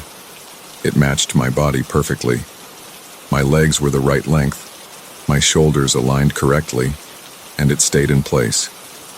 I breathed out slowly. My muscles felt tense but calmer now. I took a few more steps down the road. This time the path did not extend. I reached the spot where I had first turned off. The main road was there, dusty and empty. I looked back at the village. From where I stood, it looked ordinary. I could not see the strange shadows anymore. The silence and stillness remained, but now they felt less threatening. I wiped sweat from my forehead. My shirt stuck to my back. I turned away and continued on my original route. The road was as it should be, just a normal dirt path leading forward. I walked at a steady pace. I felt tired but relieved. I listened to my footsteps and the sound of the breeze. I checked my shadow again. It stayed normal on the ground. No strange movements, no crawling letters. I did not hear any whispering voices. I kept going until the village was out of sight. As I moved farther away, I did not encounter any other strange sights. The late afternoon sun lowered in the sky like any normal day. I felt hungry and thirsty, but that seemed normal. I touched my face and felt the sweat drying.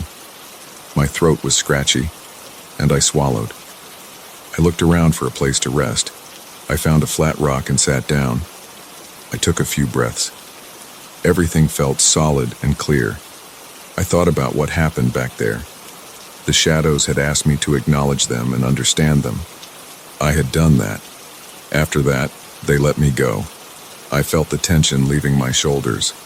My back relaxed. I stood up and continued walking. The road led onward. I had no trouble recognizing landmarks. I saw a small grove of trees ahead and a normal wooden sign showing a route number. It felt reassuring. I reached into my pocket and realized my lighter was still there. I felt its shape against my fingers. I remembered using it inside that building to light the lantern. I remembered the strange words spelled by shadows. I remembered saying, understand, and accept. The memory still made me feel uneasy, but it no longer filled me with panic. I was free now. I headed forward, focusing on the present step after step, leaving that odd place behind. I never saw anyone else on that road. I never heard any more whispers. My shadow remained ordinary. After a while, the sun began to set, and I considered where to camp. But as I looked around at the dry grass and the dusty trees, I realized I would probably sleep fine here. Nothing seemed threatening anymore. I could lie down, rest, and continue in the morning. I knew I would remember the village. I could still see in my mind the twisting shapes of those shadows. I could still feel the dryness in my mouth, the pressure on my chest, the way my heart pounded. But now I was outside. Nothing held me back. The path did not stretch anymore. The shadows had given me my freedom as soon as I acknowledged what they wanted me to see. That was enough. I moved on.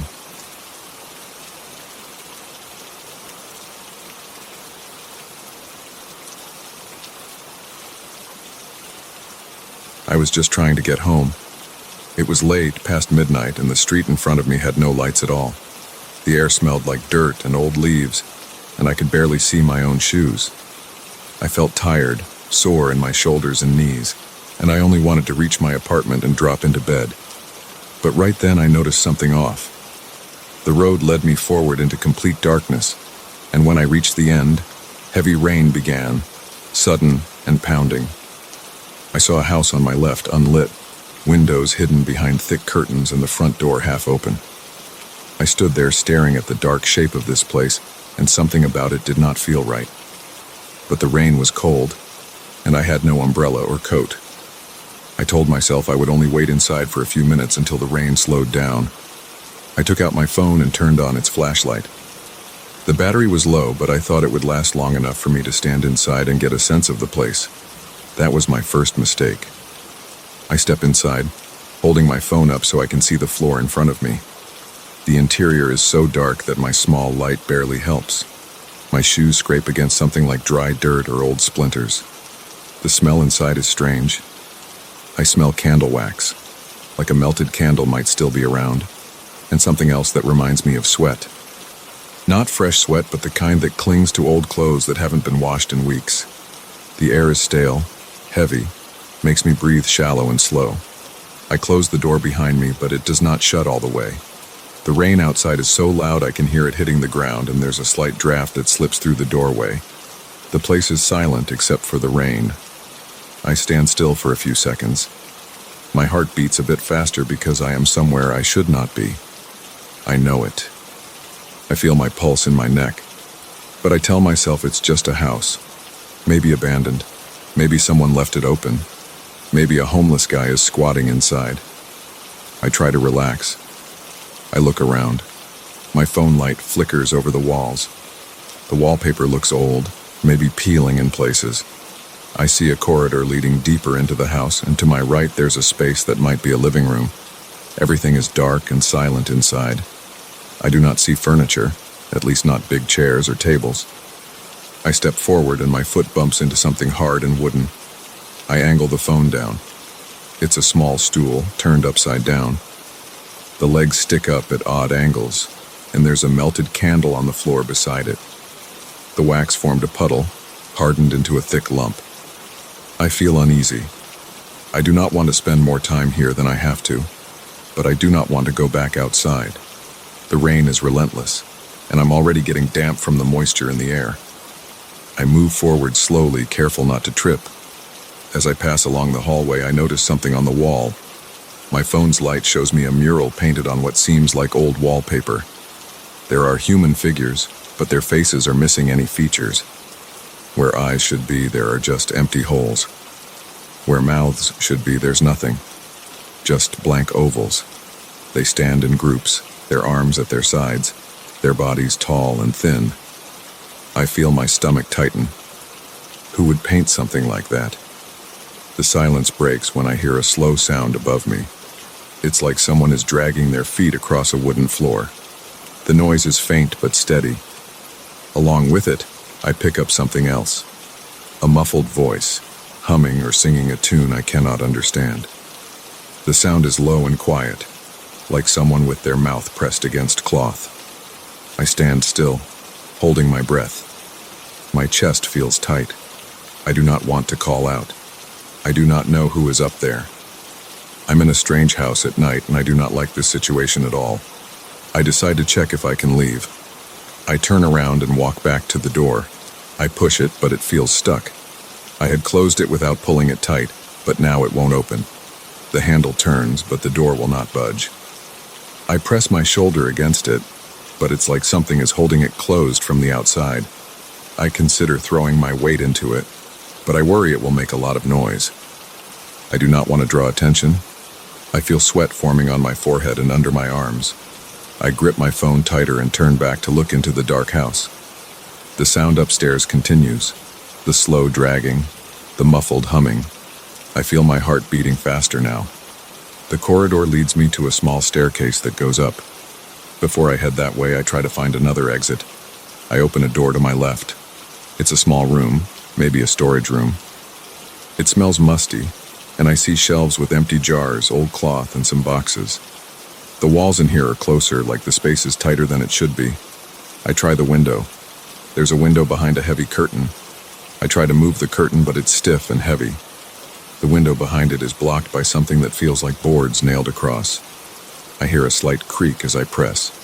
I step back, breathing a bit harder. No way out here. I return to the corridor. The walls feel strange now. When I first came in, I felt like I had enough space. Now it feels like the walls have shifted closer, like I have to turn sideways to move forward.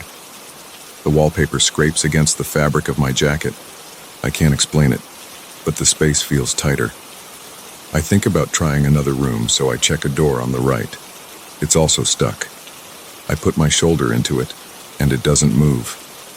I run my hand along the wall, feeling small bumps and uneven surfaces. The house seems to change as I move through it. The air is cooler and the smell of wax is stronger. My nose wrinkles at the odor. I step back into the main corridor and look up at the staircase. I point my phone up. The beam of light is weak. My battery is running low. I see the wooden steps. They look old, chipped. They creak softly when I press my foot on the first step. As I climb, I feel the tension in my legs. I hold the railing, which feels a bit wet or oily. I don't know what it is, maybe moisture from the damp air, maybe something else. I reach the top and there's a small landing area. I see 3 doors here. They are all closed.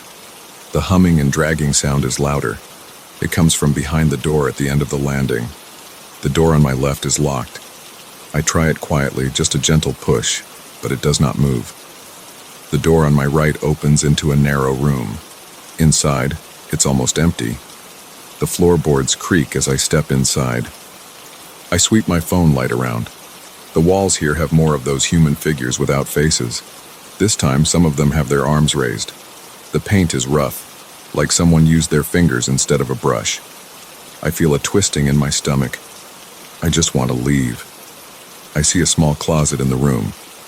I approach it, thinking maybe there's something I can use, maybe something to break a window.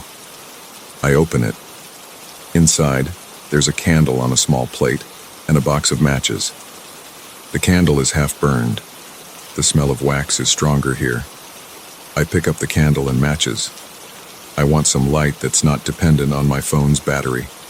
My hands shake as I strike a match and light the candle. The flame is weak, flickering against the darkness. I can see better now, at least a little. The candlelight shows me that the room is empty except for the closet and the walls with those painted figures. I return to the landing. The candlelight throws long shadows over the wooden boards. I hear the voices now, not just humming, but whispers. High-pitched and delicate voices saying my name. They say it quietly, like they are right behind me. But when I turn, there's no one. I feel a chill on my arms and neck. My scalp tightens. I hold the candle in one hand, my phone in the other. I try to think clearly. If I break something, maybe I can get out. But what to break? And how? Every window I've seen is blocked. I approach the door at the end of the landing. The humming and dragging come from inside. My heart pounds. I tell myself I'll just look. Maybe it's an old person who needs help. Maybe it's someone hurt. I put my ear against the door. The humming stops. The dragging stops. I hold my breath. I slowly push the door. It opens a crack. The room beyond is larger. I see a table in the center. The curtains here are closed as well. The smell of sweat is very strong. I see another candle on the table, half melted, not lit.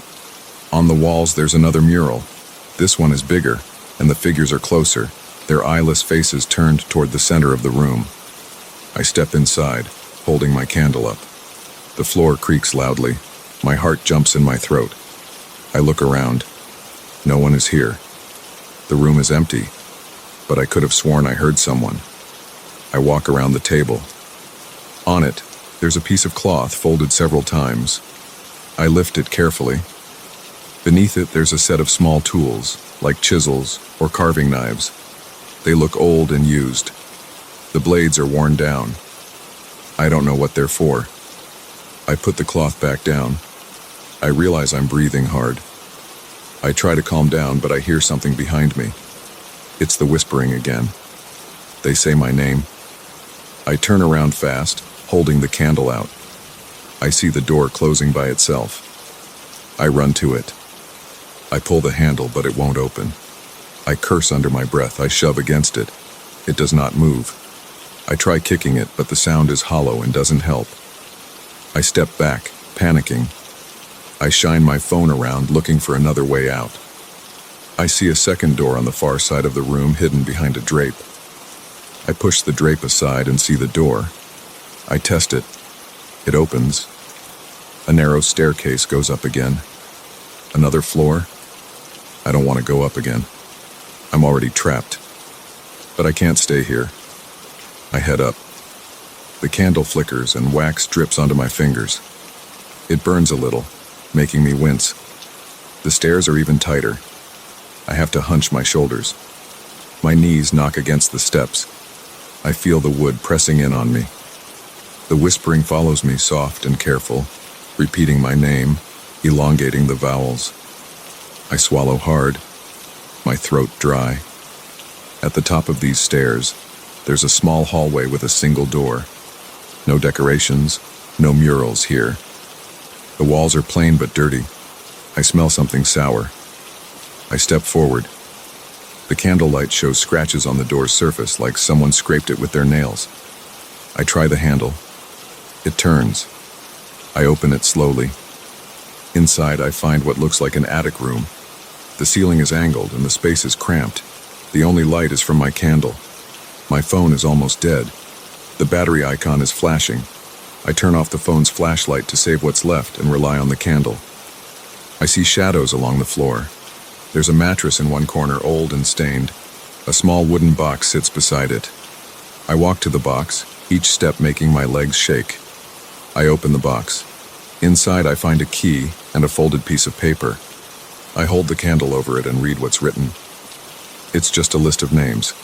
I see my name on it. I step back, breathing hard. My name is right there with others I do not recognize. I drop the paper and pick up the key. I hold it tight in my hand. Maybe this key opens one of the blocked doors downstairs. I turn around to leave. The door is closed again. I did not hear it shut. I approach it, the candle flickering, making my vision jump. I try the handle. It opens this time. I step out into the narrow staircase, and as I do, I hear the dragging sound again behind me inside the attic. I do not look back. I hurry down the steps, my hand sliding along the wood for support. Back in the larger room with the table, I see that the door I came through originally is now open. I point my candle toward it. The corridor beyond looks different. The walls are even closer, and the floorboards bulge upward, making the path uneven. I step carefully. The whispering continues, calling my name, but I pretend not to hear it. I move slowly, head down, focusing on the ground so I don't trip. The smell of sweat and wax follows me. I reach the top of the first staircase I climbed. I try to go down, back to the first floor. The steps are no longer there. I hold the candle out. I see no stairs. Instead, I see a wall. I touch it. It's solid. The house has changed. I feel my heart pounding in my chest. I try the other doors on this level again. One of them is unlocked now. I use the key I found. It fits. The lock clicks. I open the door. Inside is a cramped room with a single window. The window has boards, but they look loose. I set the candle down on the floor and press on the boards. They move a bit. I kick one hard. It cracks. The whispering grows louder outside the room, but I focus on the boards. I push again, harder, using my shoulder. The board snaps, letting in a rush of cold, wet air. Rain splashes my face. I see outside. The rain is still heavy and it's dark, but I see a bit of the street. I lean into the gap, breaking more boards with my elbows. My ribs hurt. I pull pieces of wood away until I can squeeze through. The opening is narrow, but I manage to get my shoulders through. I feel splinters scratching my arms. I pull my torso out, then my legs. I land hard on my side, outside in the mud. The rain soaks me immediately. I look back at the window. It's just a dark shape. I don't see anyone there. I stand up, knees shaking, breathing hard. My clothes stick to my skin. I see the street a few feet away. The lighting is still poor, but at least I'm outside. I don't hear the whispers anymore. I walk away from the house, my arms aching, my throat raw. I keep going until I reach a corner with a dim streetlight. I stop there, catching my breath, looking back once. The house is barely visible in the darkness and rain. I don't try to explain it. I don't go back. I just keep walking until I find a main road. I don't call the police or anyone else. I just want to get home, lock my door, and never think about that place again. I don't know what I saw in there or why my name was on that paper. I feel weak, cold, and sick, but I'm out. That's enough. I walk the rest of the way home, checking over my shoulder every few steps, listening to the rain, making sure I don't hear anyone whispering my name anymore.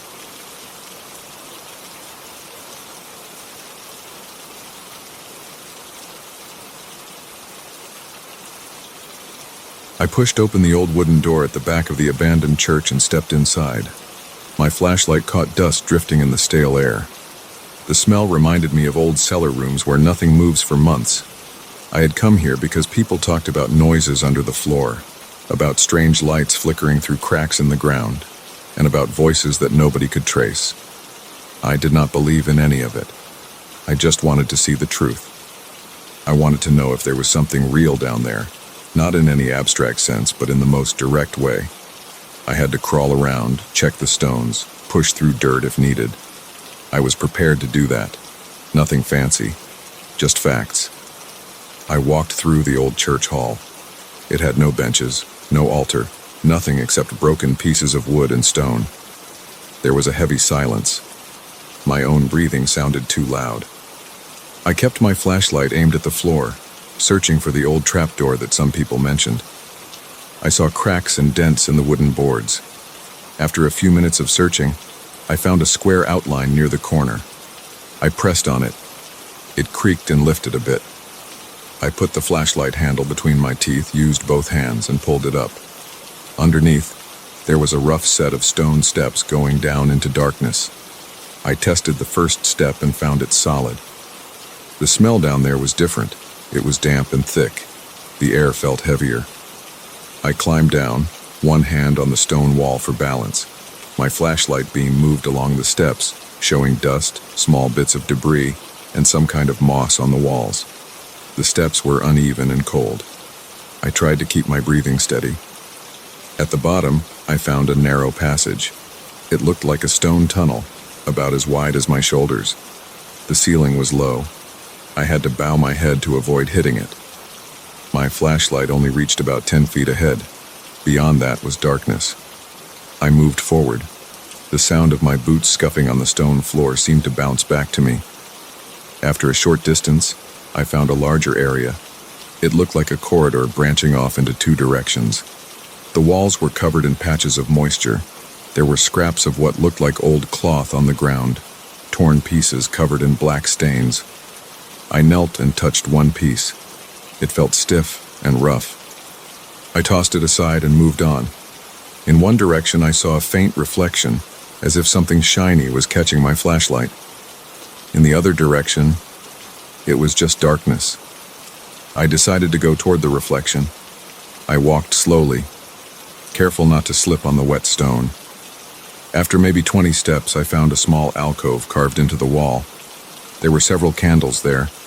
They were short and thick, the kind you see in old church basements. They were not lit, but the wicks looked black and fresh, as if someone had burned them recently. I touched one wick. It crumbled slightly between my fingers, leaving a bit of soot. It meant they were used not long ago. Someone had been here. I looked around for footprints or other signs. I saw scuff marks on the floor and some scratches on the wall. They were straight lines, maybe made by a tool or a knife. They crisscrossed in no clear pattern. I noticed my breathing getting faster. I took a moment to calm down. I had not seen anyone. There was no reason to panic. I heard a sound. It was faint, like a step echoing in a distant corridor. I turned off my flashlight for a moment and listened. At first I heard nothing. Then I heard another step. It came from somewhere up ahead. It was slow, not hurried. I turned my flashlight back on and pressed forward. The tunnel got narrower again, then opened into a larger chamber. The ceiling dripped water. The floor was rough, with loose stones scattered around. In the center of that chamber there were more candles, unlit, arranged in a circle. I checked them. They felt warm to the touch. That made no sense. My hand was still a bit cold, and the air here was damp and cool. Why would they feel warm? I did not understand. I rubbed my hand on my pants and looked around. The scratching marks were on these walls too, but now they looked more like shapes. Nothing that I recognized, just strange lines curving and bending. I heard another step. It sounded like it came from the passage behind me. I spun around, flashlight raised. I saw nothing. The beam showed only the empty corridor and wet stone. My heart beat faster. I felt my skin getting clammy. My throat was dry. I took a few steps toward the sound, careful and slow. Still nothing. I turned back and walked toward a low archway at the far end of the chamber. I had a feeling that I needed to keep moving. The archway led to a long tunnel with a dirt floor. The walls here were not smooth stone. They were rough and had large gaps between the rocks. I saw more scratches, but these ones looked like crude drawings of eyes. Just oval shapes with a dot in the middle. They were all around me, high and low, some small, some bigger. My flashlight caught them one by one as I passed. I felt uneasy. Each step echoed. The air felt thicker, harder to breathe. I stayed silent, hoping to avoid making noise. I reached another area that opened into a circular room. It was not large, maybe about 12 feet across. The ceiling was low and I had to bend my head to avoid hitting it. Everything here was damp. Water dripped from above.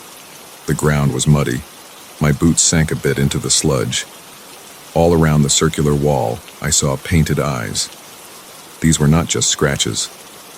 They were painted with some dark pigment, maybe old paint or some substance. Each eye was simple, a circle within an oval, but they looked sharp and clear. When I moved my flashlight, it seemed like the eyes followed my movement. Of course, they did not move, but there was something about them that gave me that impression. It felt like being watched by dozens of faces, but with no mouths or noses, just eyes staring. I felt pressure in my chest. I kept my flashlight trained on the walls, checking for a doorway or an exit. There was one exit, a small tunnel opposite where I had entered. I started toward it, stepping carefully to avoid slipping in the mud. Then I heard a voice. It was deep and came from around me, not from one direction. I swung my flashlight around, looking for a speaker. The voice said something I could not understand at first. It was low and rumbling, like someone speaking through a thick wall. I listened. The voice repeated words in a calm but firm tone. It asked who I was. It demanded that I speak. It asked why I had come.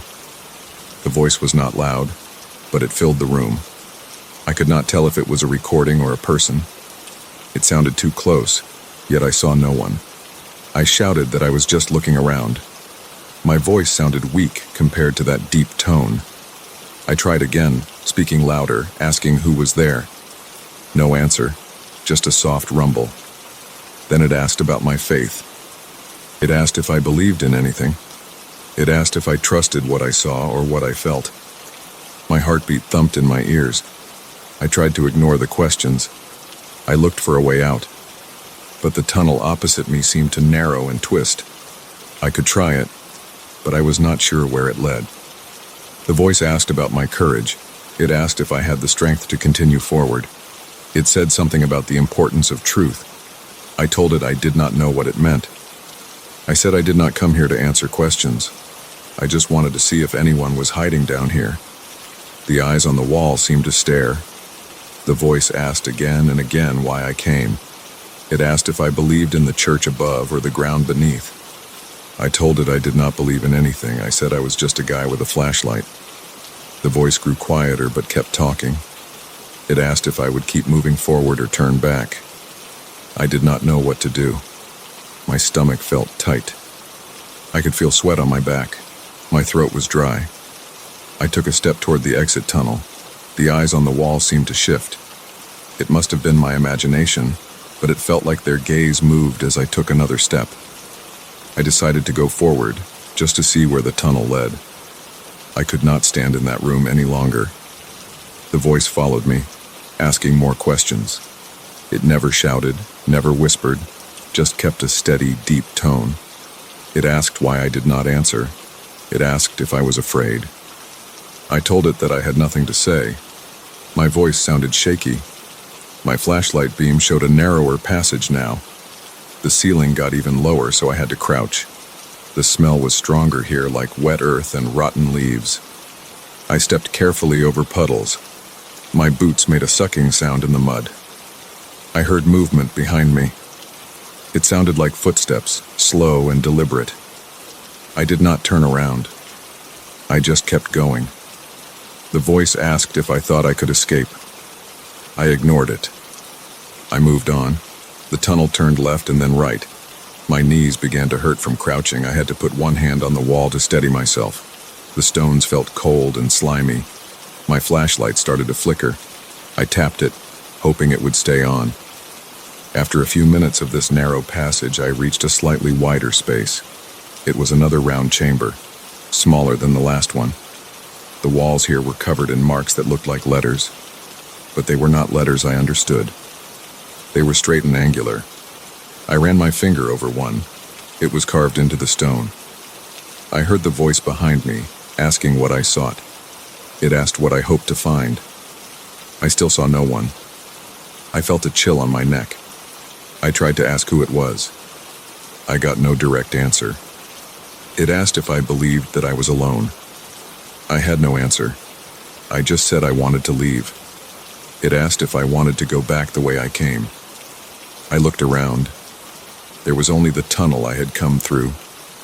No other exits. I realized I would have to return. I turned around and headed back. My heart was pounding. Each step felt heavy. On the way back, the voice kept talking. It asked why I trembled. I told it to leave me alone. It said nothing for a while, just a low hum. I reached the original circular room with the painted eyes. The eyes looked the same, but now my flashlight showed the floor more clearly. I could see footprints in the mud, not just mine. They were small footprints, maybe from boots leading around the perimeter of the room. They looked recent. I pointed my flashlight along the wall and saw an area where some mud had been disturbed. There were bits of candle wax on the floor. I kicked a piece of wax aside. It was soft. I looked at the painted eyes again. My neck was tense. My mouth was dry. I wanted to get out. The voice asked if I found what I wanted. I said no. I said I would leave and never come back. The voice asked if I would tell others about what I saw. I said no, that I saw nothing. I just wanted to go. The voice asked if I believed that I could forget this place. I said yes. I said I did not care about it. The voice made a sound like a low chuckle, but it was short and ended abruptly. I walked toward the corridor that led me here. My flashlight flickered again. I hit it with my palm. The beam steadied. I followed my footprints back through the winding tunnels. I kept hearing soft steps behind me, but every time I turned, I saw nothing. The voice spoke less now, but once in a while it asked simple questions like, "Where are you going?" Or, "What do you fear?" I stopped answering. I just focused on moving my feet and keeping my balance. My legs felt shaky. After some time, I found the area with the circle of candles on the floor. They were still warm. I did not understand that. I ignored it. I kept going. The air felt drier as I moved closer to where I started. The smell of old stone and dust replaced the thick dampness. I recognized some of the scratches on the walls. My flashlight showed me the corridor where I first found the cloth scraps. I kept my head low and moved quickly. I reached the bottom of the stone steps I had used to come down. The trapdoor above was still open. I climbed the steps, one at a time, listening carefully. No voices spoke now. No steps followed. When I reached the top, I shone my light around. The old church hall looked empty. The dust still hung in the air. I stepped out and closed the trapdoor behind me. It made a heavy thud. I stood there for a moment, breathing hard. My hands felt sweaty. I wiped them on my pants. I looked around the empty church. It looked exactly as before. Dirty floors, broken wood, no furniture. I aimed my flashlight at the door I entered through. It was still ajar. I left the church. Outside it was quiet. The street was empty. I turned off my flashlight and shoved it into my jacket pocket. My heart was still pounding, and I tasted sweat on my upper lip. I stood outside the church for a few minutes, trying to steady my breathing. I felt no breeze, just stagnant air. I did not hear voices anymore. I thought about what I saw down there. Unlit candles with warm wax, painted eyes on the walls, strange scratches, a voice that spoke from nowhere. I had no answers, just the sense that something was there. I felt relieved to be out. I wanted to get away from this place and never return. Without looking back, I walked down the empty street and went home. I did not care if I sounded crazy. I knew what I experienced. There was nothing poetic about it, just old stones, dark passages, warm candles, and a voice that I never saw. I would not go back. There was nothing else to say.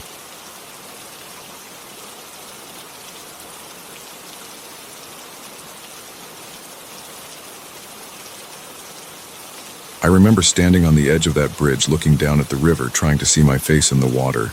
There was no reflection, nothing familiar, nothing that made sense. I saw something else instead. It was a set of crooked trees and pale shapes moving in slow, strange patterns. I didn't understand it. I tried to lean in closer, but whenever I looked down, the water never showed me my own features. It showed me something that did not belong here. And I heard something too.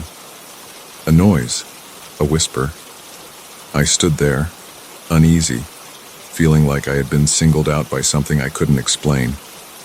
I gripped the wooden railing on the side of the bridge and leaned forward. I see dark water flowing beneath me. The surface isn't calm, it's slightly uneven and the light is low. The sky above me is overcast. The day feels cold, and there's a bit of wind pressing against my neck.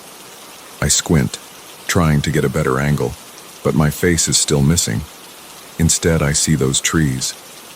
They look upside down, like a forest that stretches upward beneath the river with trunks bent at odd angles. The leaves are a pale, dull color, not green, more like a sickly gray. There are shapes between them, thin and long. They move a bit, shifting side to side. I don't hear normal sounds in the water. There's a quiet whispering. It's not in any language I know. It's soft and constant. I try to focus on it by tilting my head. My ears pick up a pattern, but I can't place it. I say out loud, "Hello?" My voice sounds normal, a bit strained, but the whispering doesn't stop or answer me. It just continues at the same level, like wind through narrow gaps. I move a few steps along the bridge. The boards under my boots are old and creak a little. The railing is rough under my palms. I can see the opposite end of the bridge, or at least I think I can, but it seems too far. I don't remember it looking this long before. I keep looking down at the water, hoping I'll catch a normal reflection, but it's always that same forest scene. I try to ignore the strange view, but the absence of my own face in that water feels wrong. I feel a tension between my shoulder blades. It makes me want to hunch forward. I roll my shoulders to shake it off, but it doesn't help. It feels like someone is pressing down on me, as if I'm being judged for something. I take a deep breath through my nose. The air smells damp and stale. I look straight ahead at the board stretching out. I move slowly, step by step. The bridge seems longer now than it was a moment ago.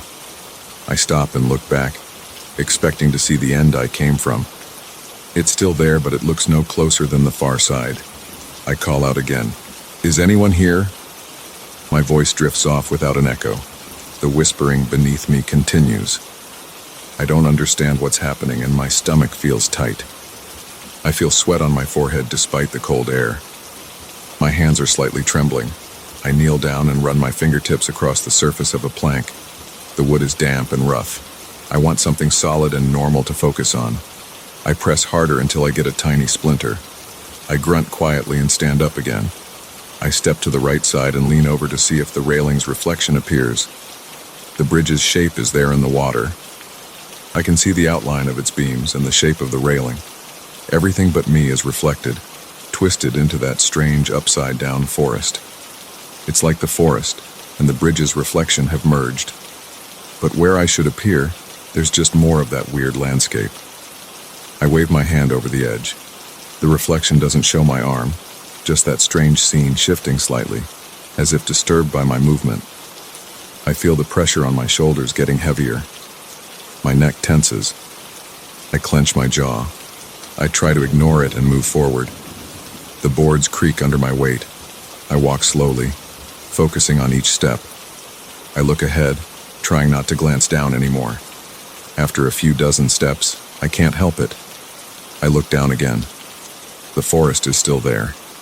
The pale shapes between the leaves seem a bit closer now. They're tall and thin, with no clear features.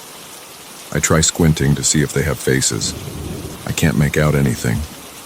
They move slowly, side to side, like they're shifting between the trees.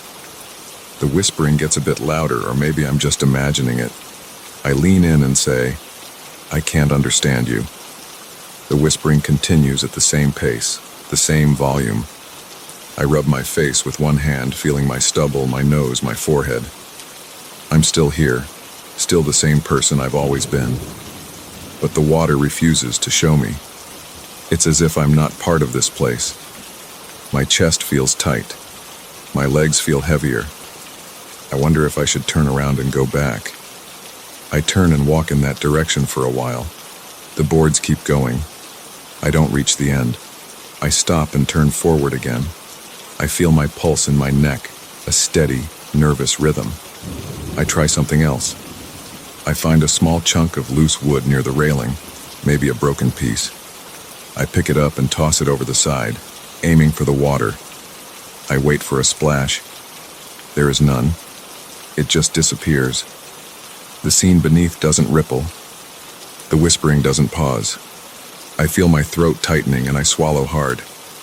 "Come on," I say quietly to myself. I keep walking forward. I count my steps out loud. 1, 2, 3. I get to 50 steps and look back. Both ends look the same distance away. I curse under my breath and punch the railing. The impact stings my knuckles. I see a slight mark where my fist hit.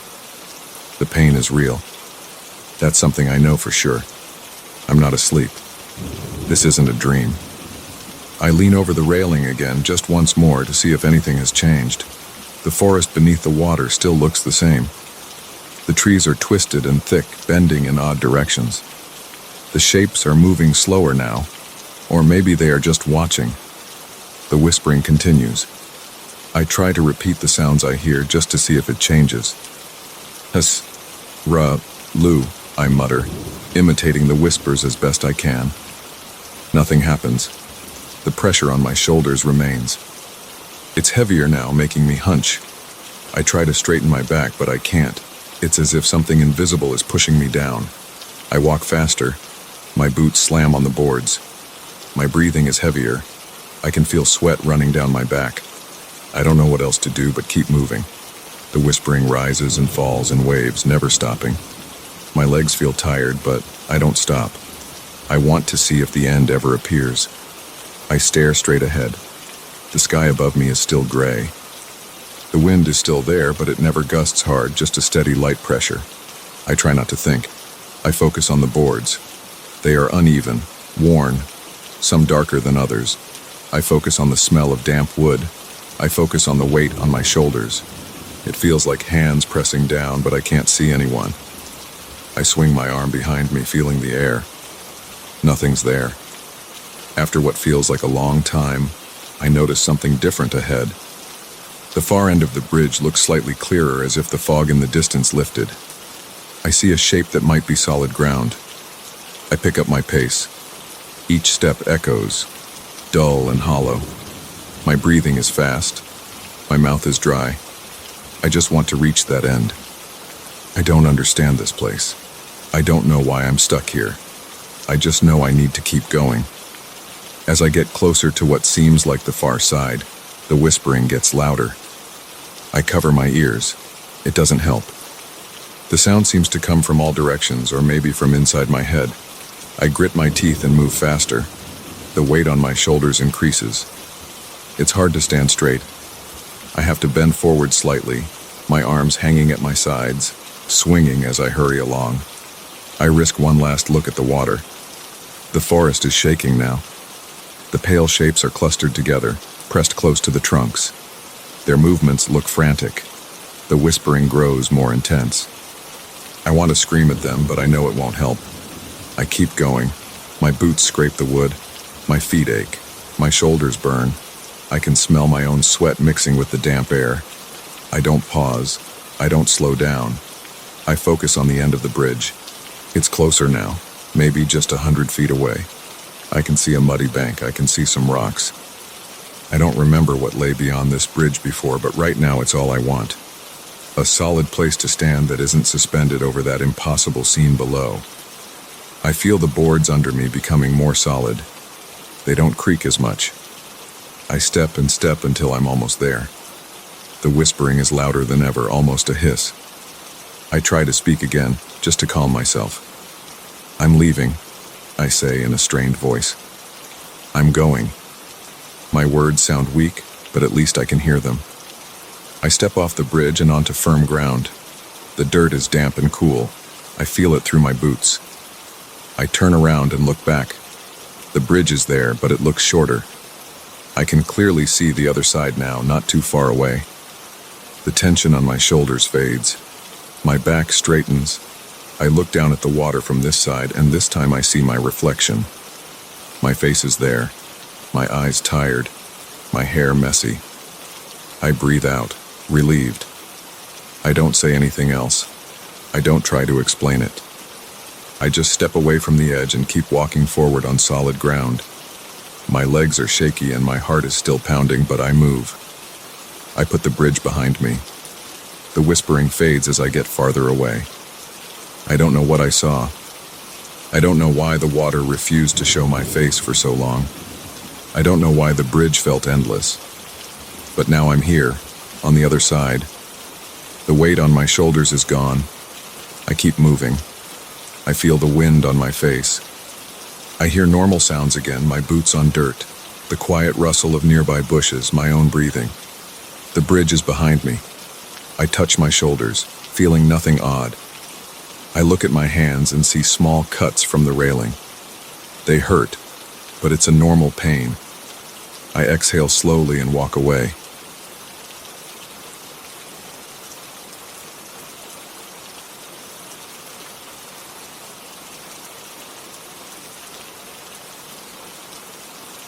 I remember stepping into that cave with a steady grip on my lantern and a clear idea of what I wanted. I was searching for some sign of what was rumored to lie inside. People around town had mentioned voices that came back from the darkness with a strange sound, as if the rock walls were bending the words. I wanted to hear it for myself. That was all. But as soon as I passed the entrance, I felt something different in the air. There was a smell like wet stone. There was a dull silence, and then that silence shifted when I spoke my first words. My voice returned, not only deeper but mixed with other words I never spoke. After that, I couldn't just turn back and pretend I hadn't heard it. I had to keep going, even when the light from my lantern started to fade and my breath got harder to push out of my lungs. I hold the lantern in my right hand, keeping it raised a bit, trying to let its weak light stretch as far as it can. The walls look slick. There are small droplets of water sliding down the rough surface. The ground under my boots feels uneven and covered with a thin layer of muddy grit. Each step makes a soft scraping sound. I move slowly, leaning forward, trying to see ahead. I know I shouldn't call out, but I do. "Hello?" I say, quiet and cautious. My voice leaves my mouth in a normal tone. I wait. After a second or two, I hear it coming back.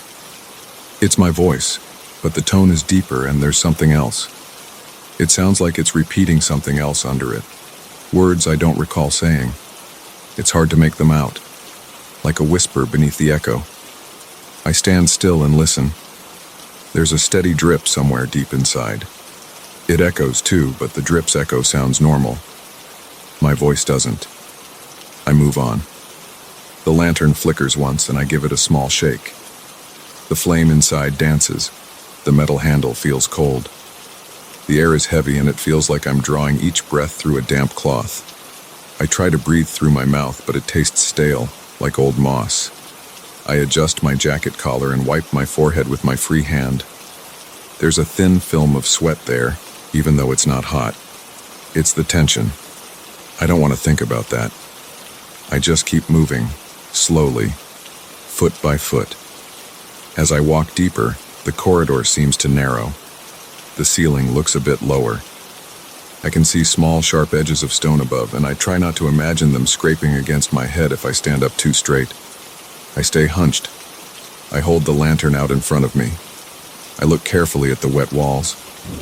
That's when I notice a shape that shouldn't be there. It's not on the ground, it's on the wall like a reflection of a figure. It looks tall, with a shape like a person, but I'm alone here. I turn around quickly, shining the lantern back the way I came. Nothing. Just more rock. I turn forward again. The shape is still there on the wet rock surface, as if the reflection of a man is standing right behind me. But there is no one behind me. I try moving a bit to the side, to see if it's a trick of my lantern's light. The shape shifts slightly, but it doesn't vanish. I don't talk this time. I don't want to hear that voice again right now. I just keep walking. My boots sound heavier on the ground than before. The damp grit sticks to the soles, and each step makes a slight squishing sound. My breathing is getting harder. I feel like I'm not getting enough air. I pause and focus on breathing. In and out. It's stale. It's thick.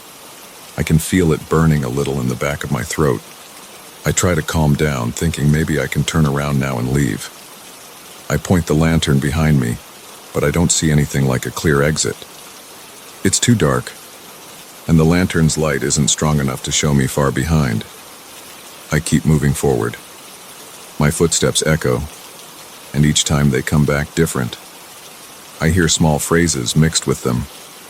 I can't make out each word, but I think I recognize some. It's like the echo is talking about me, using my name, describing things I remember from a long time ago.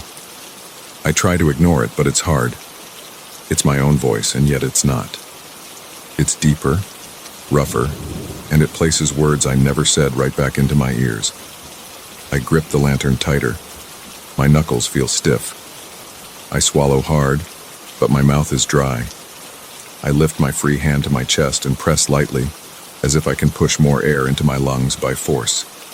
It doesn't help. The air doesn't get any fresher. I see a turn up ahead.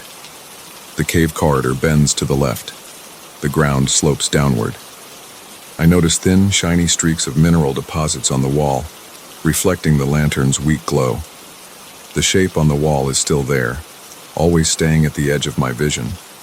Never clear. I try walking closer to the left side of the cave to see if I can force it to move. It moves too, staying just out of direct sight. I point the lantern in that direction, but the light only shows dark rock and wet surfaces. Still, the shape never fully goes away. I start whispering quietly, trying to test the echo again. I'm just trying to find a way out, I say. It's a stupid thing to say. I came in. I should know the way out is behind me, but I say it anyway. The echo returns. Trying. Out. You. It inserts extra words, or maybe it's breaking my sentence into pieces. I listen carefully. Maybe I can learn something from it. But it's not clear. I feel a tremor in my legs, a tension in my stomach. I don't want to panic. I keep moving. The corridor widens into a small chamber. The ceiling is low and I have to duck. There are puddles on the ground, shallow pools of dark water. When I step in one, my foot sinks a bit, and I feel cold water seep into my boot. I clench my teeth. The sound of my footstep in the water echoes back, but the echo doesn't sound like normal water. It sounds like something else splashing.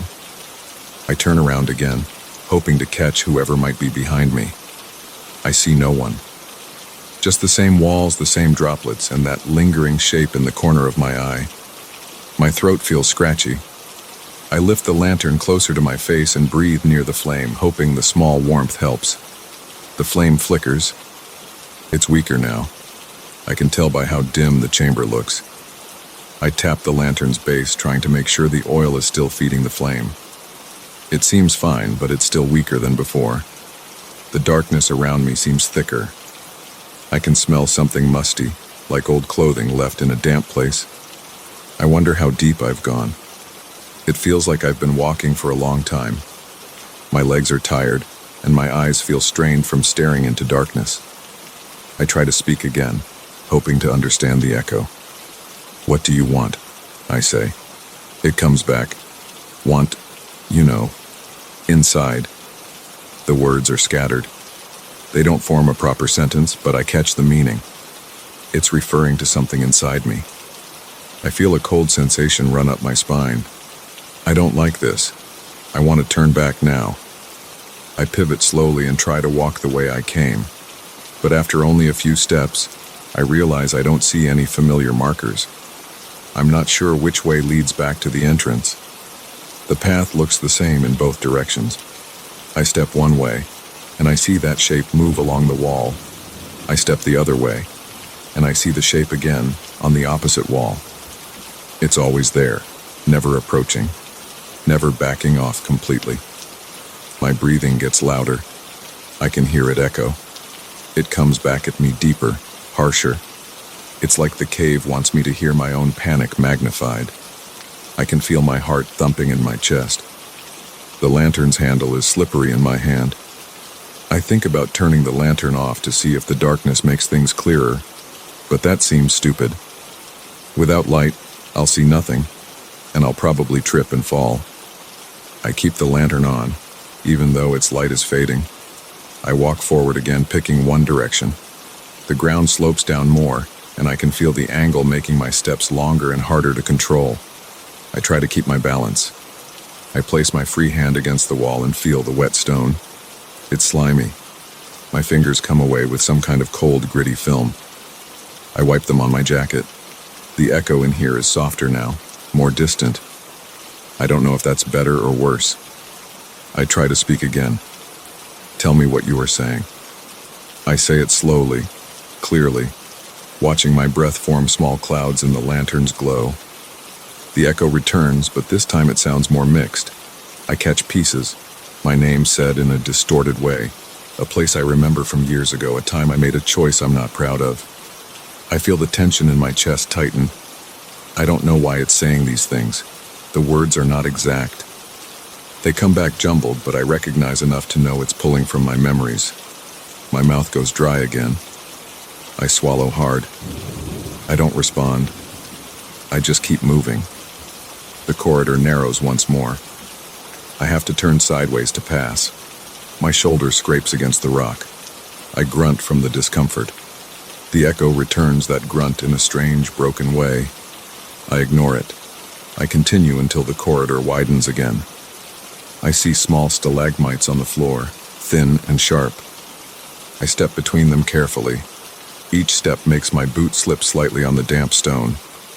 I hold the lantern close, trying to see if there's any sign of where this cave leads. I can't tell.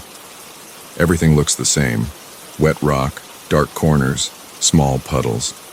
There's a point where I realize I'm breathing in very short gasps.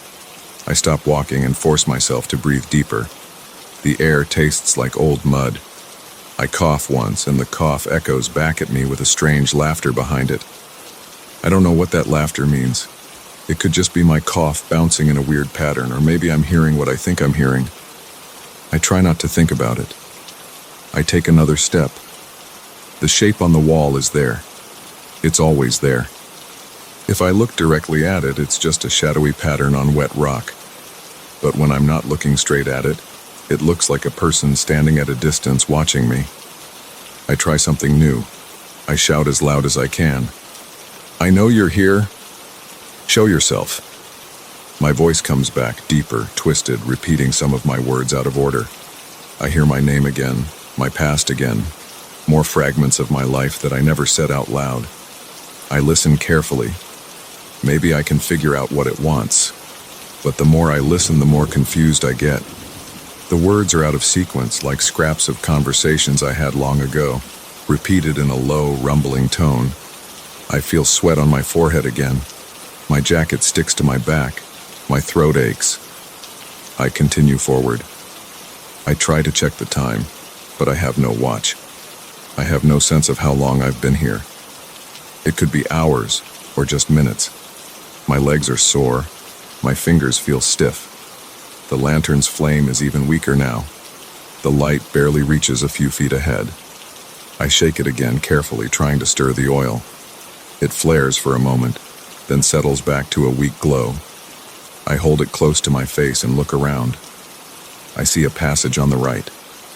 Maybe I can take that route and find a different exit, or at least a change in the air. I turn right and walk slowly. The floor is uneven here. There are small cracks, and I have to place my boots carefully. The echo changes. I don't hear the distorted voice as clearly now, just faint whispers. I lean closer to the wall trying to hear. It's quieter. I focus and pick up a few words. They sound like things I thought of once but never said. Private thoughts that never came out of my mouth. The hair on my arm stands up. My chest tightens even more. I try to breathe deeply, but I can't. The air won't let me. I cough again. The sound returns, broken, like my own cough mocking me. I follow this passage for a while. It's tight, and at one point I have to duck low and crawl under an overhang. My knees scrape against the stone, and I feel a slight sting on my skin. I hold the lantern awkwardly, trying not to burn myself with the flame. When I emerge on the other side, I stand up slowly and shine the lantern around. There's a small area here that's slightly drier. I can see some dust instead of just wet rock. I step on it. My boots leave faint prints. I turn around and see that shape again, now reflected on the damp wall behind me. It never went away. I decide to speak again, quietly this time. "I'm listening," I say. The echo returns, repeating words I never said out loud, private details about my life that I can't explain. I can feel my heart racing. I try to remain calm. I think about what I can do next. Maybe I can trace my steps back and try another route. I turn around and step back into the tight passage. I move slowly, rubbing my shoulder against the wall again, feeling the cold wetness through my jacket. The air still feels thick. I wonder if there's a spot in the cave where the air is better. After some time, I come back to the larger corridor. I try the other side now, walking carefully, listening to each echo. Sometimes I call out a few words, asking what it wants. Sometimes I remain silent and just listen to what the cave returns. Each time, the voice feels closer or farther, depending on where I stand. Each time, I see that shape on the walls, always distant, never coming closer, never leaving. The lantern's flame is weak. I realize I need to find a way out soon or I'll be in total darkness. I hurry my steps. The echo grows stronger again. I call out, "I need to leave." It returns. "Leave. Need. Remember." The words come from different angles. I spin around, shining the lantern on every surface. Nothing is there. Just rock and water. My breathing is loud. My chest hurts. I try to calm down. I take a step back and feel the edge of a puddle with my heel. The echo repeats something about the past, but I don't want to listen anymore. I pick a direction and walk straight, no matter what I hear. The slope changes, going upward now. My thighs ache. I climb over a small rise in the floor. My lantern flickers again, and I push forward, ignoring the pain in my chest. The air feels slightly less stale here. I keep going, forcing one foot in front of the other. The echo grows fainter. The shape on the wall is harder to see now. I follow the corridor, hoping it leads back to the entrance. After several minutes of careful steps, I see a faint glow ahead. It's not my lantern. It's natural light, very weak, but enough to show me a shadow of an opening. I stumble forward, pushing through a narrow gap, and feel fresh air brush my face. I step out of the cave, holding the lantern close, and see the outside world again. The light from outside is dim. Maybe it's late in the day, but it's enough. I breathe in, coughing a bit, but it's fresh air. I don't look back. I don't want to know if the echo can follow me. I move away from the entrance, feeling my legs trembling. I don't know how long I was inside. I don't know what happened. I just know I'm out now, and I can breathe again.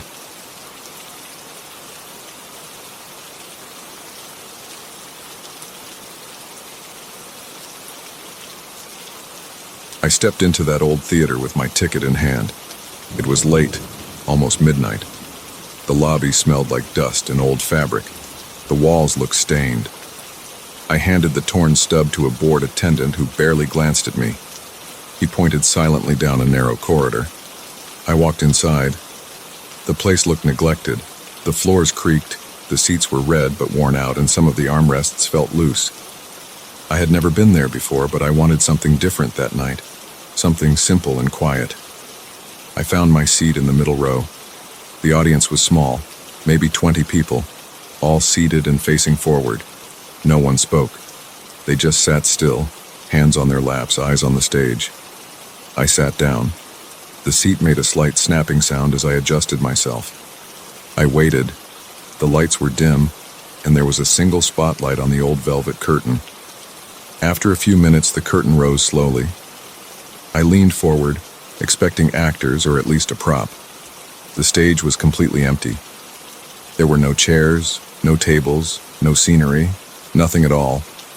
Just a wooden floor and a dark backdrop. I thought maybe it was some experimental piece. I tried to remain patient. Then I heard voices. They echoed across the room. They seemed to come from the stage, yet no one was there. They spoke lines, but I couldn't see anyone. It sounded like a conversation between at least two people. One voice sounded low and firm, the other more tense and quick. I tried to see if there were speakers hidden somewhere, maybe behind the curtains or high above. I didn't see any wires or sound equipment. As the voices continued, I could hear footsteps crossing the stage. The floorboards creaked. I saw no one, but I heard them pacing back and forth. The voices grew louder, as if arguing. Then I heard another pair of footsteps running behind them. It sounded like a small group of invisible actors. I looked around to see how the others were reacting. Everyone sat perfectly still. No one moved, no one laughed, no one whispered. I noticed a man 2 seats to my left. His eyes were open, staring straight ahead, unblinking. I saw a woman in front of me. Her head was tilted at a slight angle, as if listening, but she didn't nod, didn't shift, didn't do anything. I tried to clear my throat quietly. No one turned. I felt uncomfortable. I tried to whisper to the person next to me. "Do you see anything?" I asked quietly. He did not react. He didn't flinch or show any sign he heard me. It was like sitting next to a statue. I reached out and touched his arm gently. His coat felt rough and old-fashioned, but he didn't respond. I pulled my hand back. On stage, the invisible scene continued. Now I heard what sounded like chairs scraping across the floorboards and glasses clinking. I couldn't see a single object on the stage, but the sounds were clear. The voices rose and fell. They sounded angry at times, then calm, then hurried. I couldn't pick out actual words. It was like a language I didn't fully understand. They spoke quickly, and the echo in the theater made it harder to separate phrases. I decided to stand up. My legs felt tense, and my breathing got faster. I stood and turned to walk back up the aisle. As I rose, I expected at least a few people to react, to look at me, to do something. They didn't. I stepped into the aisle. The floorboards behind the rows creaked under my weight. When I reached the exit, I found a thick black curtain hanging across the doorway. I hadn't noticed it when I entered. I thought I came in through a door, not through a curtain. Now it was just this black curtain blocking my way. I reached out and touched it. It felt heavy and rough like old burlap. I tried to push it aside, but it wouldn't move. It felt stuck. I gripped it hard and pulled. It didn't budge. As I stood there, I heard a low whisper coming from the curtain. It was a strange sound, soft and steady. It repeated short bursts of sound that I couldn't identify as a real language I knew. It sounded old, with harsh consonants and quiet vowels. I tried to ignore it, but it kept going, like someone whispering nonsense right next to my ear. I stepped back and looked for another exit. I saw a side door near the stage, to the left of the rows. I walked down the aisle toward it. The theater felt colder now. My arms got goosebumps and my neck felt tight. I reached the side door and tried the handle. It rattled softly but didn't open. I looked closely at the frame. It had no visible lock, but it wouldn't budge. I leaned my shoulder against it, pressed hard, and felt nothing. It was like a sealed wall.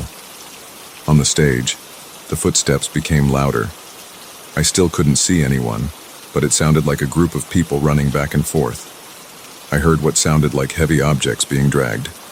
I still saw nothing. The voices continued, sometimes shouting, sometimes whispering. My head felt dizzy. I wanted to get out. I felt my heart beating hard in my chest. My hands were sweating. I wiped my palms on my pants. I turned to look at the audience again. Everyone sat frozen. Not a single person blinked. I walked up to one of them and waved my hand in front of their face.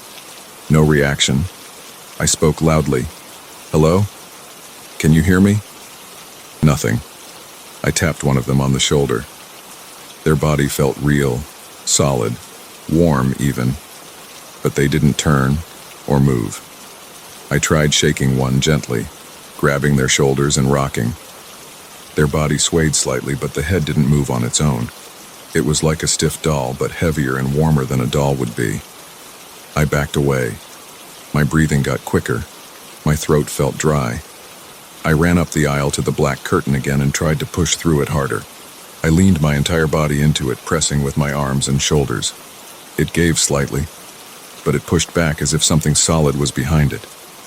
I tried to grab it at the bottom and lift it, but I couldn't find an edge that lifted. I tried pulling at the sides, but it wouldn't tear. My fingers couldn't get a good grip. It was like trying to pull a piece of thick leather glued to the frame. The whispering from the curtain got louder. The sounds were rapid now, almost like chanting. I stepped back and kicked it, hoping maybe I could break through, but I only hurt my foot. I winced and rubbed my ankle. The whispering continued. I walked down to the stage. Maybe I could find a backstage exit. The stage floor was a few steps up. I climbed onto it, expecting someone to appear, but there was no one. I stepped carefully across the wooden boards.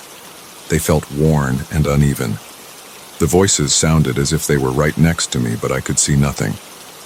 I reached out, trying to feel if someone was standing there, but I touched only empty air. I kept moving, looking for a door behind the backdrop. As I reached the back of the stage, I saw a tall, dark backdrop curtain. It looked dusty and had small tiers. I tried to push it aside, hoping there was a door behind it. Instead, I found only a solid wall.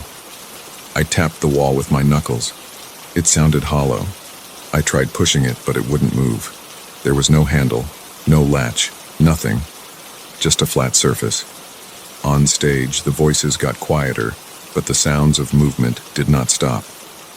I heard what sounded like hands tapping on the floorboards behind me. I spun around, expecting to see someone crouching there, but there was no one. I felt a chill on my neck, like someone breathing near me. I swung my arm behind me. I hit only air. I decided to return to the audience area. Maybe I missed another exit in the dark. As I approached the seats, I saw that some lights above had dimmed further. It was harder to see the faces of the audience. I had to squint. I walked up and down the aisles, running my hands along the walls, looking for any door or window. I found nothing. The walls were solid. The windows I remembered seeing in the lobby were nowhere in sight. The entire place felt smaller now. I listened closely to the voices on stage, trying to catch a familiar word. I couldn't. The language sounded harsh and uneven. Sometimes they paused as if waiting for a response. Other times they interrupted each other.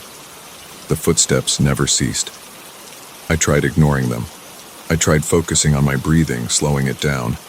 My heart was still pounding. My shirt felt damp under my arms. I approached one of the audience members and grabbed their face gently, trying to see if they would blink.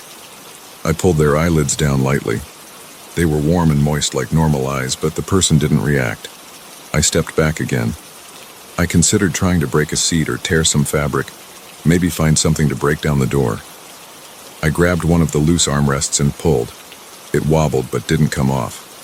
I pulled harder, twisting it. After a minute of struggle, it snapped free. I had a wooden armrest in my hand, about a foot long. It looked solid enough.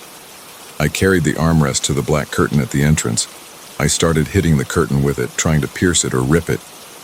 The blows made a dull thump, as if hitting thick padding. The curtain didn't tear. The whispering got louder. I swung harder, gritting my teeth, feeling sweat drip down my forehead. My arms got tired. I tried again and again, but nothing happened. I stopped and stepped away.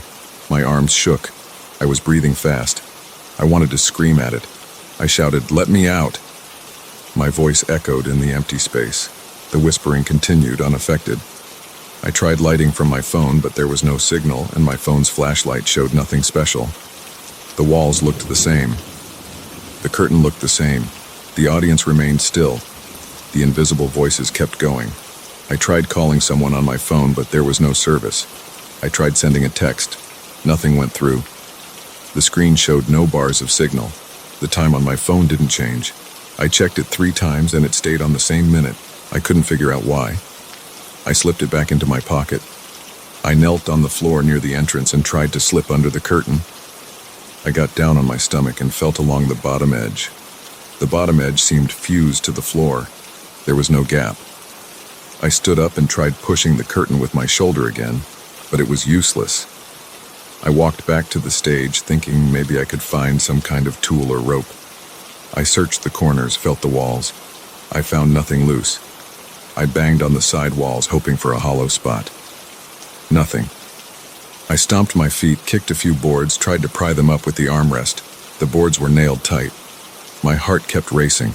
My mouth felt dry. I wanted water. I looked around for a glass or bottle, but there was nothing. I listened again to the invisible scene. Now it sounded calmer. I heard quiet voices speaking in low tones, as if planning something. I heard soft footsteps circling the stage. They seemed to circle me. I stood in the center of the stage, turning my head in every direction. I couldn't see anyone, but I felt watched. My scalp tingled. The hair on my arm stood up. I swung the armrest in a circle, hoping to hit something invisible. I hit only air. I shouted at the stage, "Stop this! Show yourselves!" The voices did not stop. They went on in that unknown language. I heard laughter, but it was quiet laughter, like someone chuckling softly behind a hand. I rushed off the stage back into the seating area. I thought maybe I could break a seat apart and use bigger pieces to force the door. I grabbed another seat, one in the back row, and started kicking it. The noise echoed loudly. I kicked it again, trying to break the wooden frame. After several kicks, the seat loosened. I pulled at it until it snapped. Now I had a bigger piece of wood. It looked sturdy, maybe 2 feet long and thicker than the armrest. I marched back to the black curtain at the entrance. I held the wooden piece with both hands and tried to ram it forward like a battering ram. I hit the curtain hard.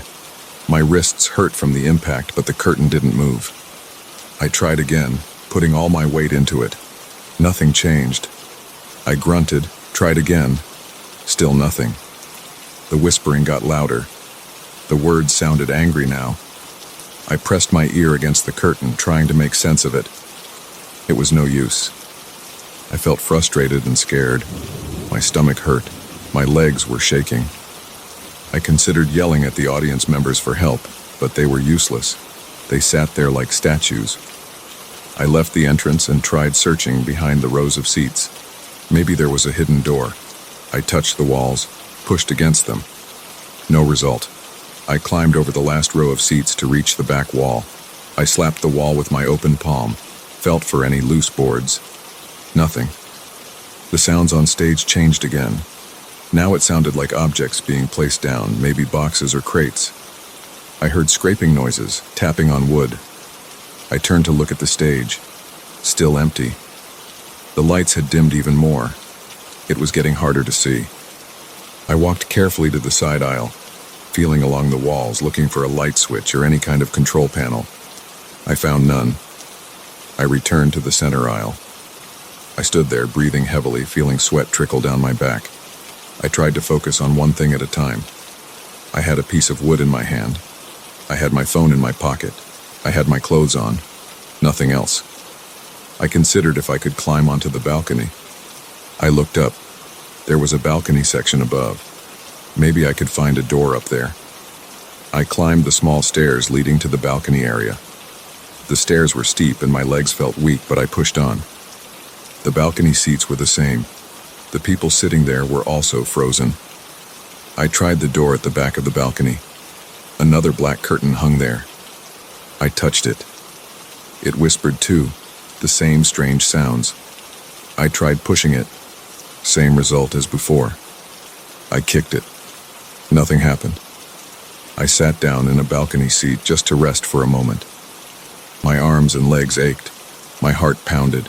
My throat was sore from shouting. I listened to the show.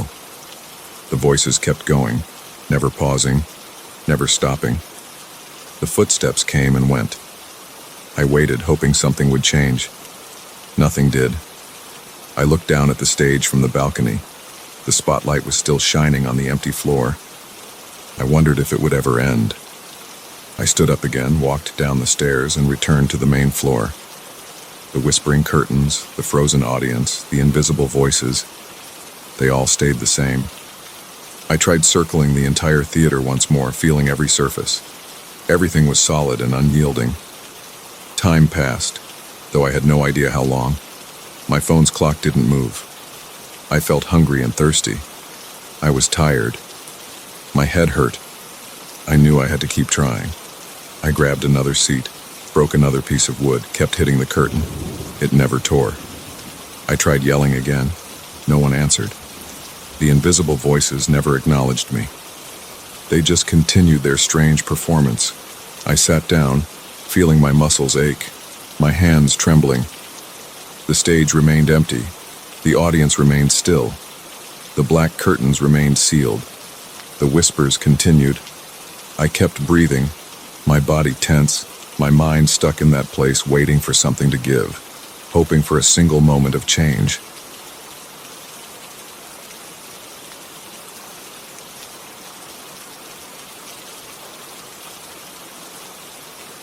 I remember the moment I stepped through the heavy wooden door. My shoes made a dull sound on the polished floor. The air inside that gallery felt thick, as if something clung to my clothes and skin. The collector who invited me was not in sight. The room was quiet. There were no windows, just pale overhead lights that formed hard shadows on the walls.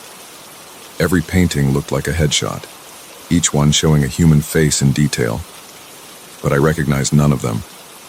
The eyes in each painting seemed to follow me. I tried to ignore that, but it was hard. I felt my heart beating in my ears. I walked deeper into the room and past a few rows of these paintings. There were dozens, each frame large and well-crafted, each face painted with smooth brush strokes and realistic colors. I could see pores on their skin and the fine texture of their hair.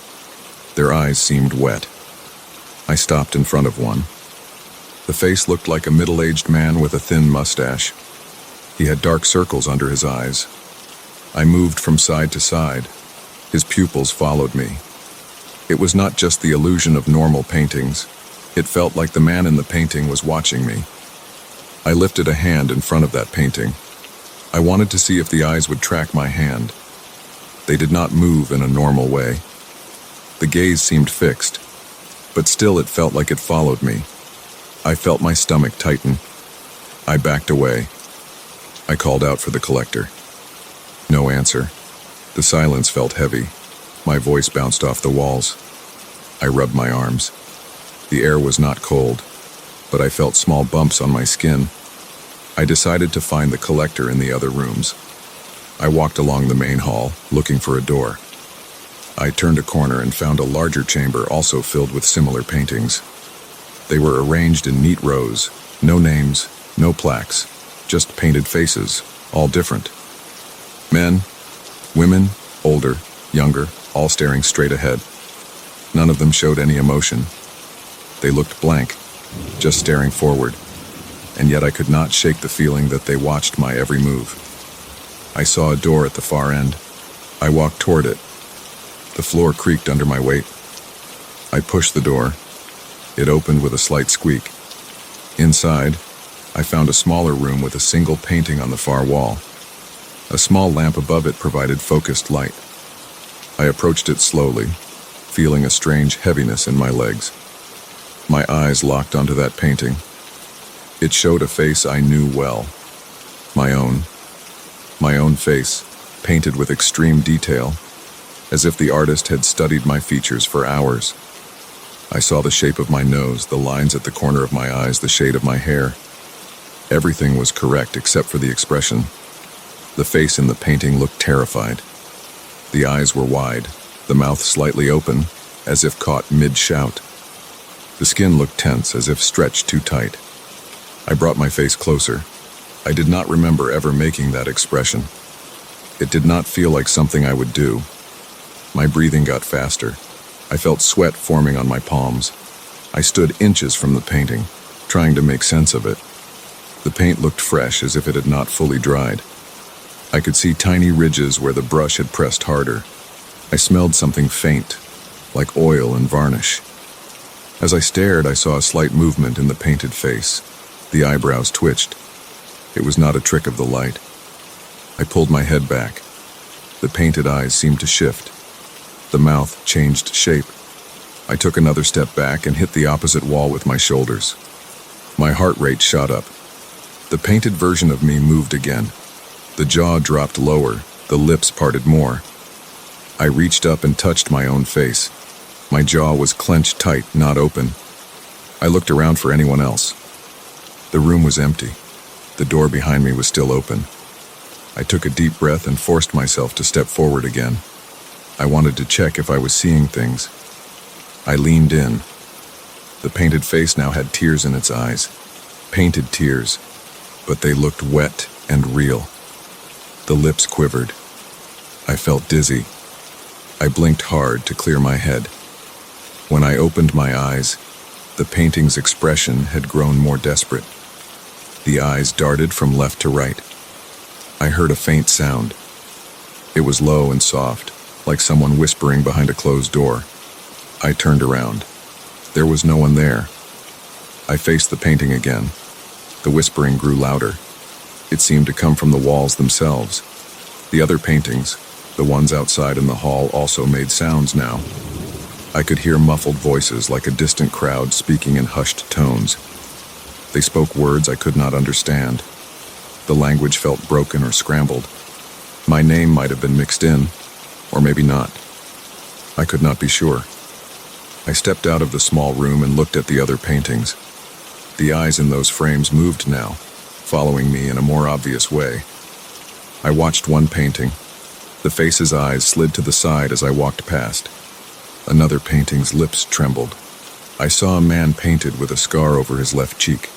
His lips moved silently, forming words that never fully reached my ears. I backed away. I kept glancing behind me. I tried the door I had come through earlier. It was closed now. I turned the handle. It did not budge. I pressed my shoulder against it. It felt solid. I tried harder, putting all my weight into it. Nothing. I looked around for another exit. There had to be a way out. I did not want to call out again because I felt that if I made noise, I would encourage the voices. My mouth felt dry. I crept along the hallway, my footsteps slow, trying not to draw attention, but the paintings were everywhere. Each step brought me in front of new faces. They were not static. Some blinked. Some parted their lips as if to speak. I heard soft murmurs. I felt a prickling sensation on the back of my neck. My throat felt tight. I tried another door. Locked. I ran my fingertips along the edges of the frames. I touched one painting's surface lightly. The paint felt smooth, but also warm, as if alive. I jerked my hand away. The murmurs got louder. I turned a corner. I saw a narrow corridor I had not noticed before. At the end of it, I saw another door. I approached it.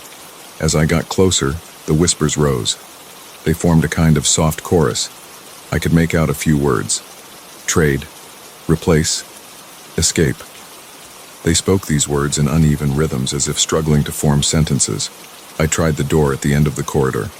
It was locked. I checked my pockets. I had my phone, my wallet, my keys, and a small flashlight I always carried. I took out the flashlight and shone it around. The walls were plain white. The frames were made of wood, dark and heavy-looking. The lights above were simple fixtures, no visible switches. I tried to find a switch or a breaker panel. Nothing. I moved slowly along the walls, looking for a hidden latch or something I could use to open a door. The whispering continued. I heard my name again. It sounded like my voice, but distorted. I spun around. I faced the painting of myself again. I did not remember walking back to that room, but there it was in front of me. The door behind me must have led me around in a circle. My painting now looked different. The figure inside it had changed position. He had one hand raised, as if pressing against the inside of the canvas. His eyes were red, wet, and he stared directly at me. His mouth moved slowly. I leaned in and heard faint words. "Let me out." My stomach twisted. I took a step back. The figure in the painting pressed his palm against the canvas, making a slight bulge in the surface. The paint seemed to stretch, like thin rubber, pushing outward. I reached out and touched it. It was solid, but I felt a slight vibration. The figure's eyes followed my hand. I felt nauseous. I had to get out. I turned and ran toward the main hall. As I passed the other paintings, they all seemed more alive now. Some twisted their heads slightly. Others moved their lips silently. Their eyes followed me. I tried not to look at them. I just kept moving, my shoes squeaking on the floor. I reached the main entrance where I had come in. The heavy wooden door was still there. I grabbed the handle and pulled. It did not move. I threw my weight against it. It felt like it was bolted shut. I pounded on it with my fists. My knuckles hurt. I shouted for help. My voice sounded small in that space. I listened. No response except the whispers. The whispering turned into a soft laughter, mixed with strange words I could not piece together. I tried another hallway. This one led me into a storage area or something similar. There were fewer paintings here, more gaps on the walls. I saw wooden crates stacked against a corner. I saw a cloth draped over something. I pulled the cloth away. It revealed a large framed painting, face down. I lifted it carefully and turned it around. It showed a man I did not recognize. He had bruises under his eyes. His lips were parted, as if gasping. I put the painting down. I did not want to look at it. I tried to check behind the crates for a window. Nothing. The walls were solid. The crates were nailed shut. The murmurs followed me here. They were quieter, but still present. I noticed a small vent near the ceiling. It was too high to reach. I tried to pull a crate underneath it, but the crates were heavy and sealed. I strained and managed to move one a few inches. It was not enough. I returned to the main hall and began to circle the perimeter. I ran my fingertips along the walls, searching for any catch or hinge. Nothing stood out. The lights buzzed softly. I felt the sweat on my forehead. My shoulders were tense. My heart hammered in my chest. I stopped at one of the paintings to examine it closely. Maybe I could learn something from them. I picked a painting of a woman. She had short hair and a blank expression. As I leaned in, I saw her eyes shift toward me. Her lips parted slightly. I heard a soft whisper. It sounded like trade places. I stepped back. I tried another painting. A man with a beard. His eyes followed me. He whispered, "No exit, then switch, then become." I tried to piece together what they wanted. They repeated certain words. Replace, become, escape. It felt like they were suggesting that one of us had to take the other's place, that maybe I was expected to enter the painting and let the painted figure out. But I had no intention of doing that. My stomach tightened. My breathing got heavier. I looked back at the painting of myself. It was now at the end of the hall. I did not remember it being there. The figure inside it looked more alive. He pressed both hands against the inside of the canvas, stretching the painted surface outward. I saw small cracks forming in the paint. The figure's eyes were locked on mine. He mouthed something silently. His lips formed the word, "help." I tried to ignore him and moved to another door. I pulled the handle. Locked. I kicked it. The sound echoed. I tried another door. Also locked. I circled around, returning again to the entrance. The paintings seemed to shuffle their positions. They were never where I remembered them. I felt dizzy. I wiped sweat from my forehead and kept searching. The whispers got louder. They sounded impatient. I could hear words more clearly now. "He must switch," they said. "He cannot leave as he is." I grabbed a painting off the wall and tried to pry it out of its frame. The wood did not give easily. I banged it against the floor. The whispers turned into a low hiss. The lights flickered. I paused and looked around. Every painting in the room stared directly at me now. Their eyes moved as one. Their mouths opened and closed, forming words I could not fully catch. I froze. I felt my muscles shaking. My head ached. I realized I needed another approach. There had to be a hidden lock, a key, something that could open the exit. I searched my pockets again. Just my keys, wallet, phone, flashlight. The phone had no signal. I turned on the flashlight and aimed it at the floorboards near the door. Maybe there was a loose plank. I tapped the floor with my heel. Nothing hollow. I tried the flashlight on the walls. I noticed a slight seam in one corner, near the floor.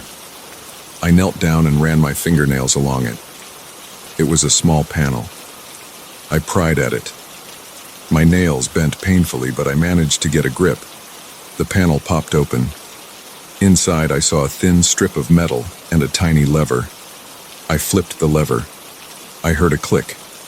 I ran back to the entrance door and tried the handle again. It was still stuck. I went back and pulled the piece of metal.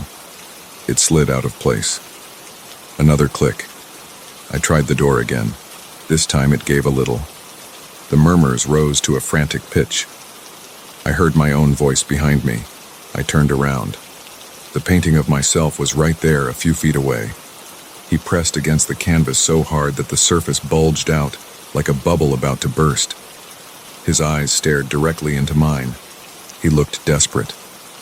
His lips moved, saying something I could not hear. I felt guilt and fear at the same time, but I could not understand why. My gut told me not to let him out.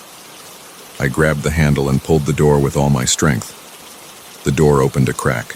Cold air rushed in. I pulled harder. The painting of myself began to tear from inside. I heard the stretching sound of paint and canvas. The figure's fingers poked through, covered in wet paint. He reached out toward me. I dropped the flashlight and grabbed the door with both hands. I pulled until the gap widened. The figure's hand stretched toward my back. I felt something moist brush my shirt. I lunged forward and forced my way through the gap. I found myself in a dark corridor. The door slammed shut behind me. I heard muffled murmurs on the other side. I saw a faint red exit sign ahead. I walked toward it, my shoes scraping on concrete now. I reached the exit door and pressed the push bar. It gave way and I stumbled into a deserted alley. The air outside smelled like rain and garbage. I stood there catching my breath. I turned around. The alley door was unmarked. I tested it. It was locked from the outside. I stepped back, feeling the tension in my shoulders start to ease. I still heard nothing from inside, just silence. I looked up. No windows. The building looked plain and empty. I knew I did not want to go back in. My clothes were damp with sweat. My heart was still racing. I leaned against a brick wall and tried to steady my breathing. I wiped my face with my sleeve. I tried to forget what I had seen inside. My mind felt shaken, but I focused on the present. I was out. I had left the gallery behind. I moved away from that door, down the alley and toward the streetlights in the distance.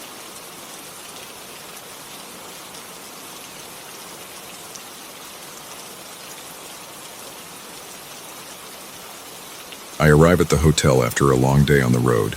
It is late. The building looks old. The sign outside has paint peeling off and the lights behind the letters flicker. The lobby is empty. No sounds, no footsteps, no conversations. I check in at the front desk. The man behind the counter gives me a room key without asking many questions. His voice is low and flat. He doesn't look at me for long. He hands me a small metal key with a leather tag. Room 304. He points toward the old elevator at the end of the hall and walks away behind a door marked office. I stand there for a moment, waiting to hear other guests, waiting to see someone cross the lobby, but I see no one else. It feels strange. I'm tired though, so I don't question it too much. I take the elevator. It trembles as it rises. The walls are wooden, chipped, and smell of old varnish. The numbers change slowly. Second floor, third floor. I step out and find myself in a long hallway with faded red carpet and old wallpaper. No doors stand open, no voices. Just dim ceiling lights spaced far apart, leaving patches of shadow on the floor. I reach room 304. The door is heavy, and the doorknob turns with a stiff click. Inside, the room smells like stale air and perfume. I flick on the light. It works, but the light is yellowish, weak and uneven. I see a closet door on the left, a dresser, a small round table near the window, a single bed with a heavy old quilt. The bed is made. On the dresser, there are some personal items that don't belong to me. A silver brush with some strands of hair stuck in it, 2 old perfume bottles, one with the cap off and some brownish residue around the rim. There's a pair of leather gloves on the bed's footboard. On the nightstand, I see envelopes with letters sticking out. A pair of women's shoes rests by the bathroom door. The closet door is half open, and inside I can see hanging clothes that do not belong to me. Male and female clothes, all old-fashioned, mostly gray or black, and they look worn. It's like someone else's room. I set down my bag and stand there unsure. I consider going back to the front desk, but I'm tired and I assume maybe they messed up the housekeeping. Maybe this hotel reuses old props for decoration. I can't smell anything rotten or see anything dirty. Just old. I open a drawer in the dresser. Inside are folded handkerchiefs, a pair of suspenders, and some yellowed papers. I take one out. It's a letter. The handwriting is old-fashioned with strong, slanted letters. It's addressed to someone I don't know. The words talk about waiting, not leaving, staying inside. I put it back. I don't want to get involved. I just need a place to sleep. I use the bathroom, wash my face, brush my teeth. The water runs clean but smells metallic. The bathroom mirror is cloudy. I see my own face, tired, a bit pale. My hands feel cold. I look behind me, expecting to see something strange, but nothing moves. The silence is heavy. I return to the bedroom, close the closet door, put the shoes under the bed so I don't have to look at them, and try to relax on the bed. The mattress is firm and dusty. I cough a little. I check the time on my phone. There's no signal. The Wi-Fi bars appear weak. I try to connect. No success. I turn off the lamp and lie in the dark. The hotel must be old enough that the walls are thick. I can't hear any traffic. It's too quiet. I must have dozed off at some point. I wake up to a noise. The door hinge squeaks. I lift my head. The door that leads to the hallway stands closed. But I heard something. I sit up, heart pounding. I wait. Then I hear a whisper. It's faint, coming from outside somewhere in the corridor. I listen hard. Someone whispers something I can't understand, then I catch my name. It's there. They say my name in a low voice. More voices join in. They don't shout. They hiss. I get out of bed, legs shaky, and approach the door. I press my ear to it. The whispers continue, overlapping, too low to make out the words. But I hear my name again. A soft, drawn-out whisper. I hold my breath. Then I step back and look through the peephole. At first, I see nothing but a distorted view of the hallway. Then I notice movement. Shapes, blurry silhouettes, shifting back and forth between rooms. They move without sound. No footsteps, just these soft, sliding movements. I try to focus my eye, but the image through the peephole is too distorted. I see at least 2 or 3 figures, but they seem to fade or blur at the edges. They move from door to door, sometimes pausing in front of one, then passing through as if the doors don't stop them. I pull away, heart pounding. I wonder if I'm dreaming, but I know I'm awake. My mouth is dry. I turn on the light again. The room looks the same. The letters, the brush, the gloves, the clothes. They don't feel like random objects. They feel like someone's possessions. I open the door a crack and peek into the hallway. It's empty now. Just the faint light from the ceiling fixtures. The carpet looks worn, no footprints. I don't see anyone. I close the door again, turn the lock, and slide the chain in place. I try to calm down, but I can't. I hear a faint rustling in the closet. I open it again, half expecting someone inside, but it's empty. The clothes sway slightly as if touched by a breeze, but there is no breeze. The window is closed. I open the window and look outside. The street below is dark, A few street lamps, a closed store, a parked car. No movement. The air is cold. I close the window again. I sit at the table and pick up one of the letters on the nightstand. The envelope is unsealed. Inside there's a note. It's short. It mentions that we cannot leave until he understands. There's no name signed. Another letter talks about the new guest, that he must see what we left behind. I feel my stomach clench. They're talking about me. I drop the letter on the table. I consider leaving right now, but I'm curious and I feel a strange sense that I can't just walk out. I don't know why. Maybe it's the tone of those voices. They said my name. They know I'm here. I need to understand what's happening. I open the dresser drawers again, searching for clues. I find more letters, all written by different hands, all talking about waiting, staying put, not being able to leave. They mention rooms, hallways, doors that won't open. They mention a need for someone from outside to acknowledge something. They never say what, just that they are stuck. They talk about items, clothes, perfumes, gloves, shoes, their personal possessions. They mention that these things are anchors, that they cannot move on without these objects being recognized. I'm confused, but I keep reading. I find a heavy ledger book behind the folded clothes. The pages are filled with names and room numbers, many names repeated.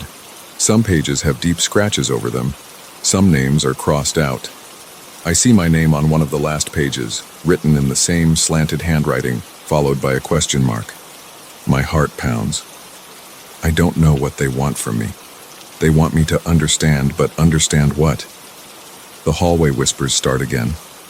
I can hear them through the door. I decide to step outside.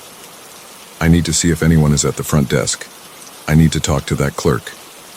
I open the door quietly. The hallway is dim. The ceiling lights flicker. I walk slowly, footsteps soft on the carpet. I pass other doors. They all have room numbers, but no sound inside. I reach the elevator. I press the button. Nothing happens. I try the staircase at the end of the hall. The door is locked. I jiggle the handle. It won't budge. I return to the elevator and press the button a few more times. Suddenly I hear a soft hum. The elevator arrives. The door opens. It's empty. I step in and press the lobby button. The elevator rattles down. When the doors open, the lobby is dimly lit. I see the desk. I see the office door behind it. I walk to it and knock. No answer. I try to open it. Locked. I call out. No response. The front door of the hotel, the entrance I came through, is closed. I try to open it. It won't move, as if stuck. I pull harder. Nothing. I feel panic rising. I call out again, louder. I shout. My voice echoes. No one answers. I look around the lobby. I see old chairs, a luggage rack, an umbrella stand. No sign of life. I step behind the front desk and look for a phone or a key box. I find a phone. It has a dial tone. I try to call the local operator. I get static, then nothing. I hang up. I find a drawer with old keys. Many keys, each with a room number. Some are dusty, some look unused. I find the ledger with guest names behind the desk. The last entry is mine. Before that, names I don't recognize.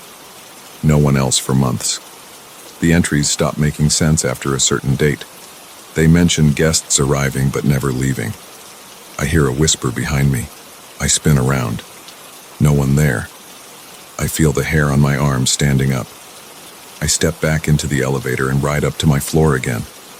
The hallway looks unchanged. I try a different approach. I open doors that aren't locked. Most are locked, but room 302 opens.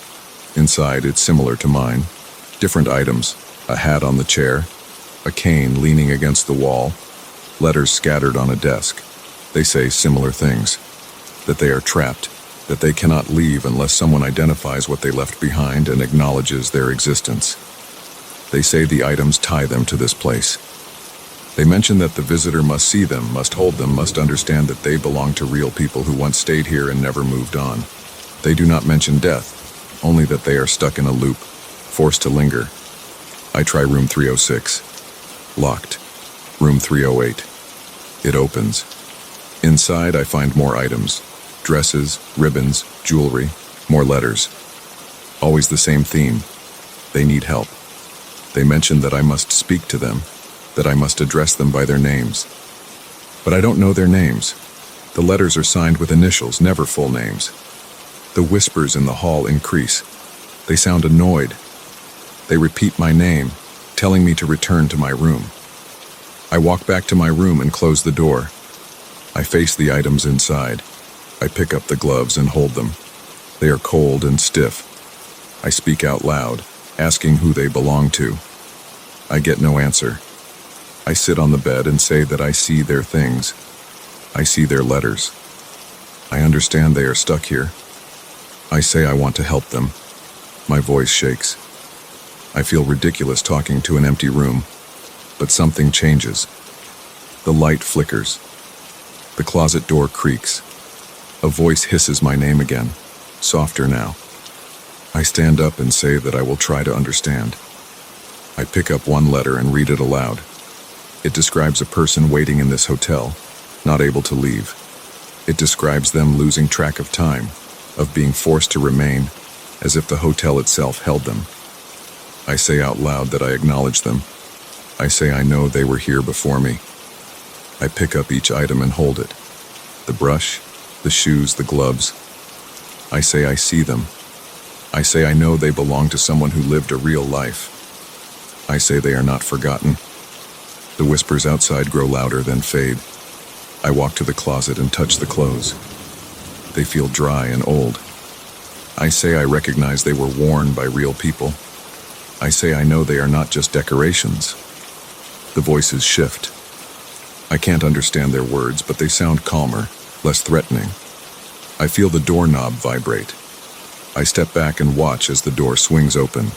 The hallway light looks brighter. I look through the peephole again. The blurred figures appear, but this time they don't slide around. They stand still. I open the door and step out. The hallway feels different. The lights are steady. The figures remain blurry, but I sense their attention on me. I say out loud that I'm here to set them free if I can. I tell them I read their letters, I saw their items. I understand they are trapped because no one acknowledges that they once were here. They are bound to these objects, these personal belongings. I return inside and gather all the items into a pile on the bed. The clothes from the closet, the letters, the shoes, the brush, the gloves, the perfume bottles. I pick them up and carry them out into the hallway. I leave them on the floor so the blurred figures can see. I say that I'm returning their possessions to them, that I'm not keeping them locked away. I say that I respect their need to be seen.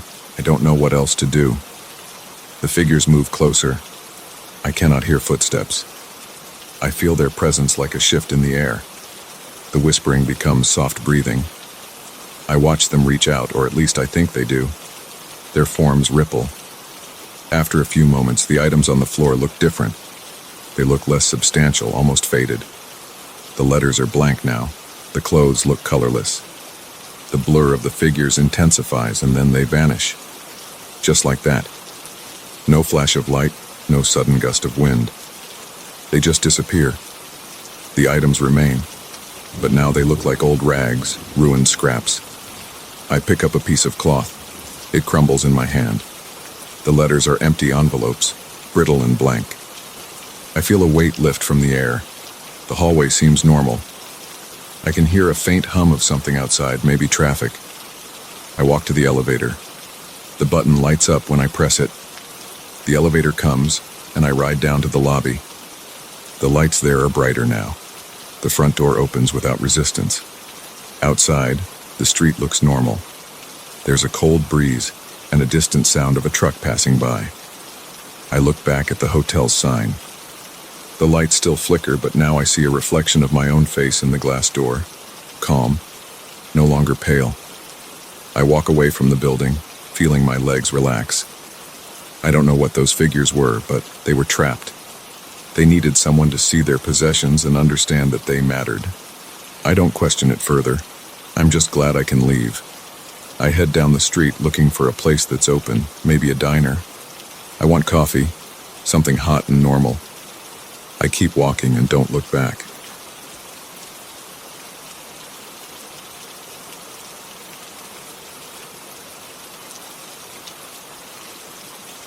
I pushed the door open and stepped inside with my shoulders tense.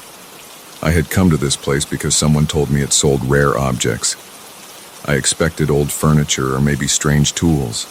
Instead, I found rows of rooms with shelves behind glass doors and old cabinets. I walked along a narrow hallway lit by a few dim lights. The place smelled like dry wood and dust. It felt quiet. I heard no footsteps, no voices, nothing. I reached the end of a corridor and saw a door slightly open. I decided to look inside. I stepped into the room and saw 3 large musical instruments: a piano, a violin on a wooden stand, and a harp leaning against a low bench. They looked clean.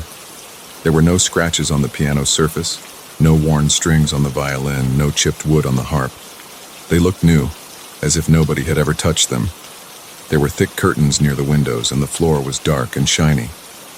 There were no chairs, no other furniture besides a small table against the wall. The table had a few old papers, maybe sheet music, but I did not recognize the notes. The handwriting was strange, uneven. I could not read it well. I closed the door behind me. The latch clicked softly. I stood still and listened. The room had no sound. I did not even hear my own breathing. I tried to clear my throat, and I heard that faintly, so my hearing was fine. The instruments, though, were silent.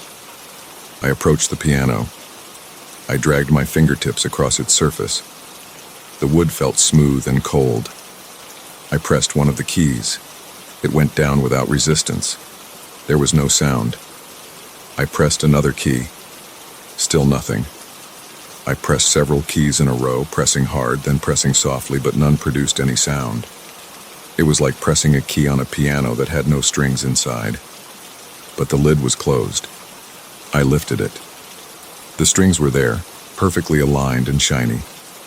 I touched a string carefully. It felt tight.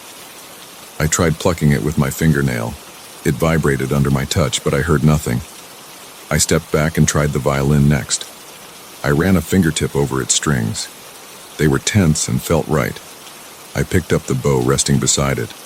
I drew the bow across a string, pressing down as I had seen violinists do. I had no real skill, but I expected at least a screech. There was no sound at all. It was completely silent. I tried the harp next. I pulled one of its strings. It vibrated, but it produced no sound. I let my hand go limp. I stared at these instruments, all perfect, all silent. While I stood there, I became aware of a quiet melody. It was very faint, but I could hear it. It came from somewhere inside the room or just beyond it. The melody sounded slow and steady. The notes rose and fell. It was pleasant at first, but something about it felt off. My neck hairs stood up. I looked around. The curtains were not still. They moved a bit, shifting as if caught by a light breeze, but I felt no air movement. I closed my eyes and listened. The melody was still there, but I could not find its source. I stepped toward the window and grabbed the curtain. It felt heavy. I held it still for a moment. When I let go, it shifted again, as if pulled by an invisible hand. I looked behind it. The window was closed. There were no cracks. I tried to open the window, but the latch was stuck. I pulled harder, but it would not budge. I tried to open the door I came through. The knob turned, but the door did not move. I pressed my shoulder against it. It felt solid. I said something out loud. I said, "Hello?" My voice sounded weak in my ears. I realized I was whispering. I tried to speak louder. My throat felt tight. I forced the words out. "Is anyone here?" My voice came out in a low tone. It sounded distant. I felt a small panic rising in my chest. The melody grew a bit louder, still soft but more noticeable. I turned around and saw the violin strings moving on their own. They vibrated very slightly but still made no sound. The piano keys began to lower and rise on their own, like someone was playing them. The harp's strings moved. The movements were small, careful, controlled. I saw them work together as if a silent orchestra was playing a piece I could only partially hear. The melody I heard did not match exactly what I saw, but it seemed related. My hands trembled. I backed away until I felt my spine against the wall. I tried to ignore the instruments and focus on something else. I pressed my palms against my face. My breathing was shallow. I could feel sweat forming on my forehead. I tried to speak again, but my voice was weak. It sounded like something pressing on my vocal cords from the inside, preventing me from using my normal volume. I tried yelling, but I only managed a strained whisper. The melody in the background became more unsettling. It was no longer pleasant. It sounded uneven, and the notes dragged on. I could feel something pressing against my mind, as if my own thoughts were getting thinner. I tried to think about why I came here. I could not remember what led me to this house, only that it was known for rare collectibles. I tried to remember the face of the person who told me about it. I could not recall. I clenched my fists and looked at the instruments again. The piano keys moved in a slow pattern, each key pressing down about halfway, then releasing. The violin strings vibrated. The harp's strings trembled. None of these movements produced any sound. Still, the melody persisted, coming from somewhere else, nowhere I could see. I walked around the piano looking for hidden speakers or devices. I looked under it, checked its sides, tried to lift the lid again. Nothing explained the silent motion of the keys. The violin floated slightly above its stand. It wobbled as if held by an invisible hand. My chest tightened. I realized I could not feel my heartbeat clearly. My arms felt weak. I tried flexing my fingers. They responded slowly. I tried pinching my thigh to see if I was asleep or unconscious. I felt pain, so I was awake. I tried focusing on the details of the room. The floor was wood, polished well. The walls were painted a dull white. There were no paintings or mirrors. The only furniture in the room was the piano, the violin stand, the harp, and the small table with the papers.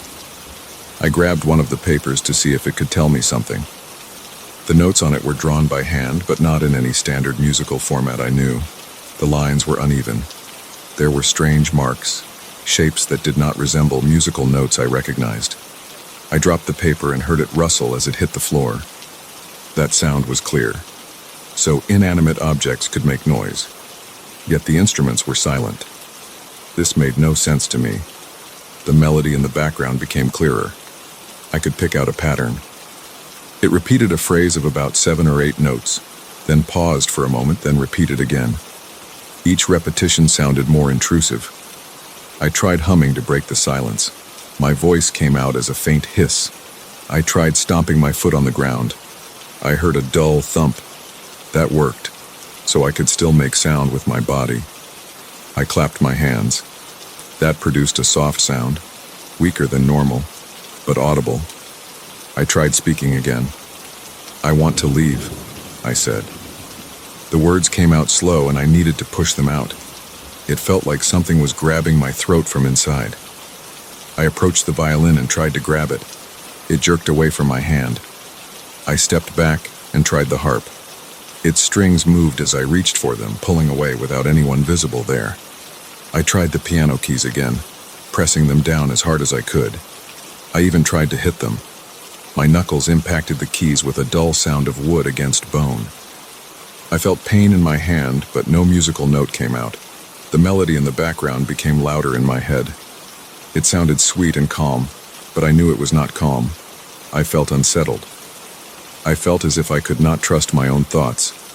I decided to leave this room no matter what. I walked to the door and tried the handle again. It turned, but the door seemed blocked. I pressed my shoulder against it and shoved. My shoes squeaked on the floor. The door rattled but did not open. I tried kicking it near the bottom. I heard a thud. The door did not budge. I moved to the window and tried pulling the latch again. I used both hands. My arms strained.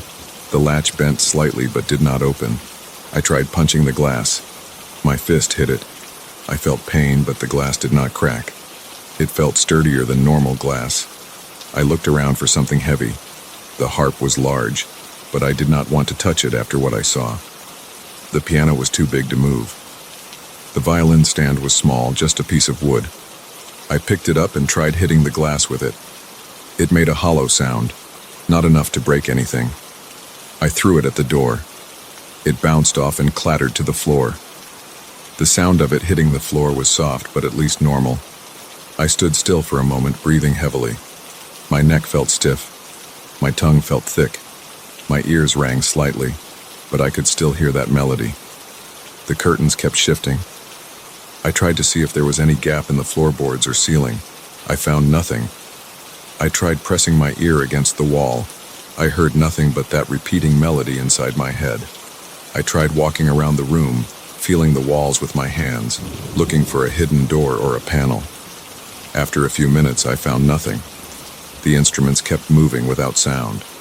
The piano keys pressed down in a slow pattern. The violin strings twitched. The harp strings tightened and relaxed. I realized my legs felt weak. I leaned against the wall and closed my eyes. I focused on breathing, in through my nose, out through my mouth. I could smell my own sweat now. My shirt stuck to my back. I rubbed my temples and tried to think of a way out. I considered breaking the piano. Maybe if I could rip out a piece of it, I could use it as a tool to pry open the door. I moved toward the piano again and tried lifting the lid higher. It resisted. I pulled harder. The wood did not crack. I tried kicking the piano legs. My foot hurt. I yanked at the violin stand on the ground and tried wedging it between the door and the frame. The stand bent but did not open the door. The melody seemed to slow down. The notes stretched longer and each pause felt heavier. I noticed my thoughts were not stable. I could not remember why I wanted to leave this room. I knew I had to, but the reason felt distant. My throat felt swollen.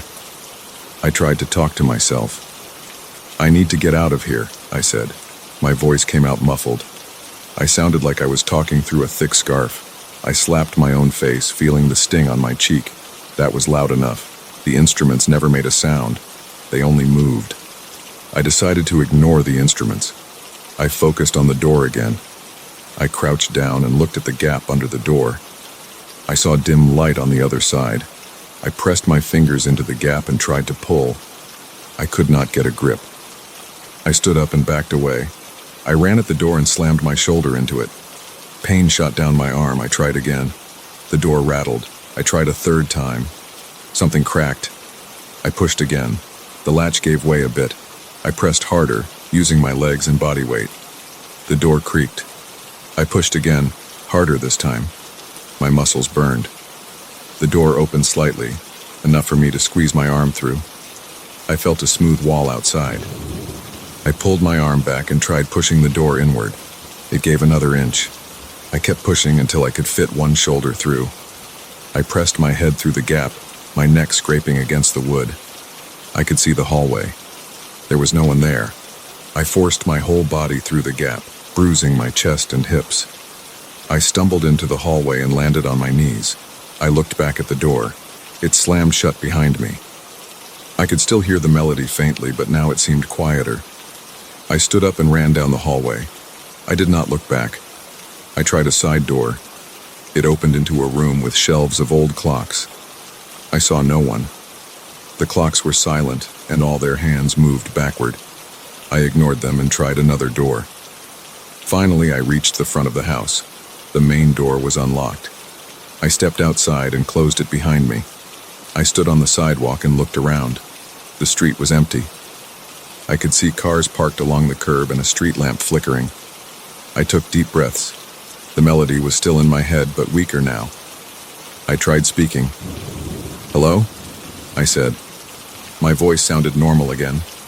My throat hurt, but I could speak at full volume. I turned around and looked at the house. The windows were dark. I could not see the instruments. I wiped sweat from my face and started walking. I did not feel safe until I reached the corner and turned onto another street. My legs were shaky and my hands trembled. I tried to think of what happened back there, but I could not form any explanation. I kept walking until I saw other people and heard the sound of cars passing by. My chest still felt tight, but I was no longer trapped. I tried not to think about that place again. I just wanted to go home.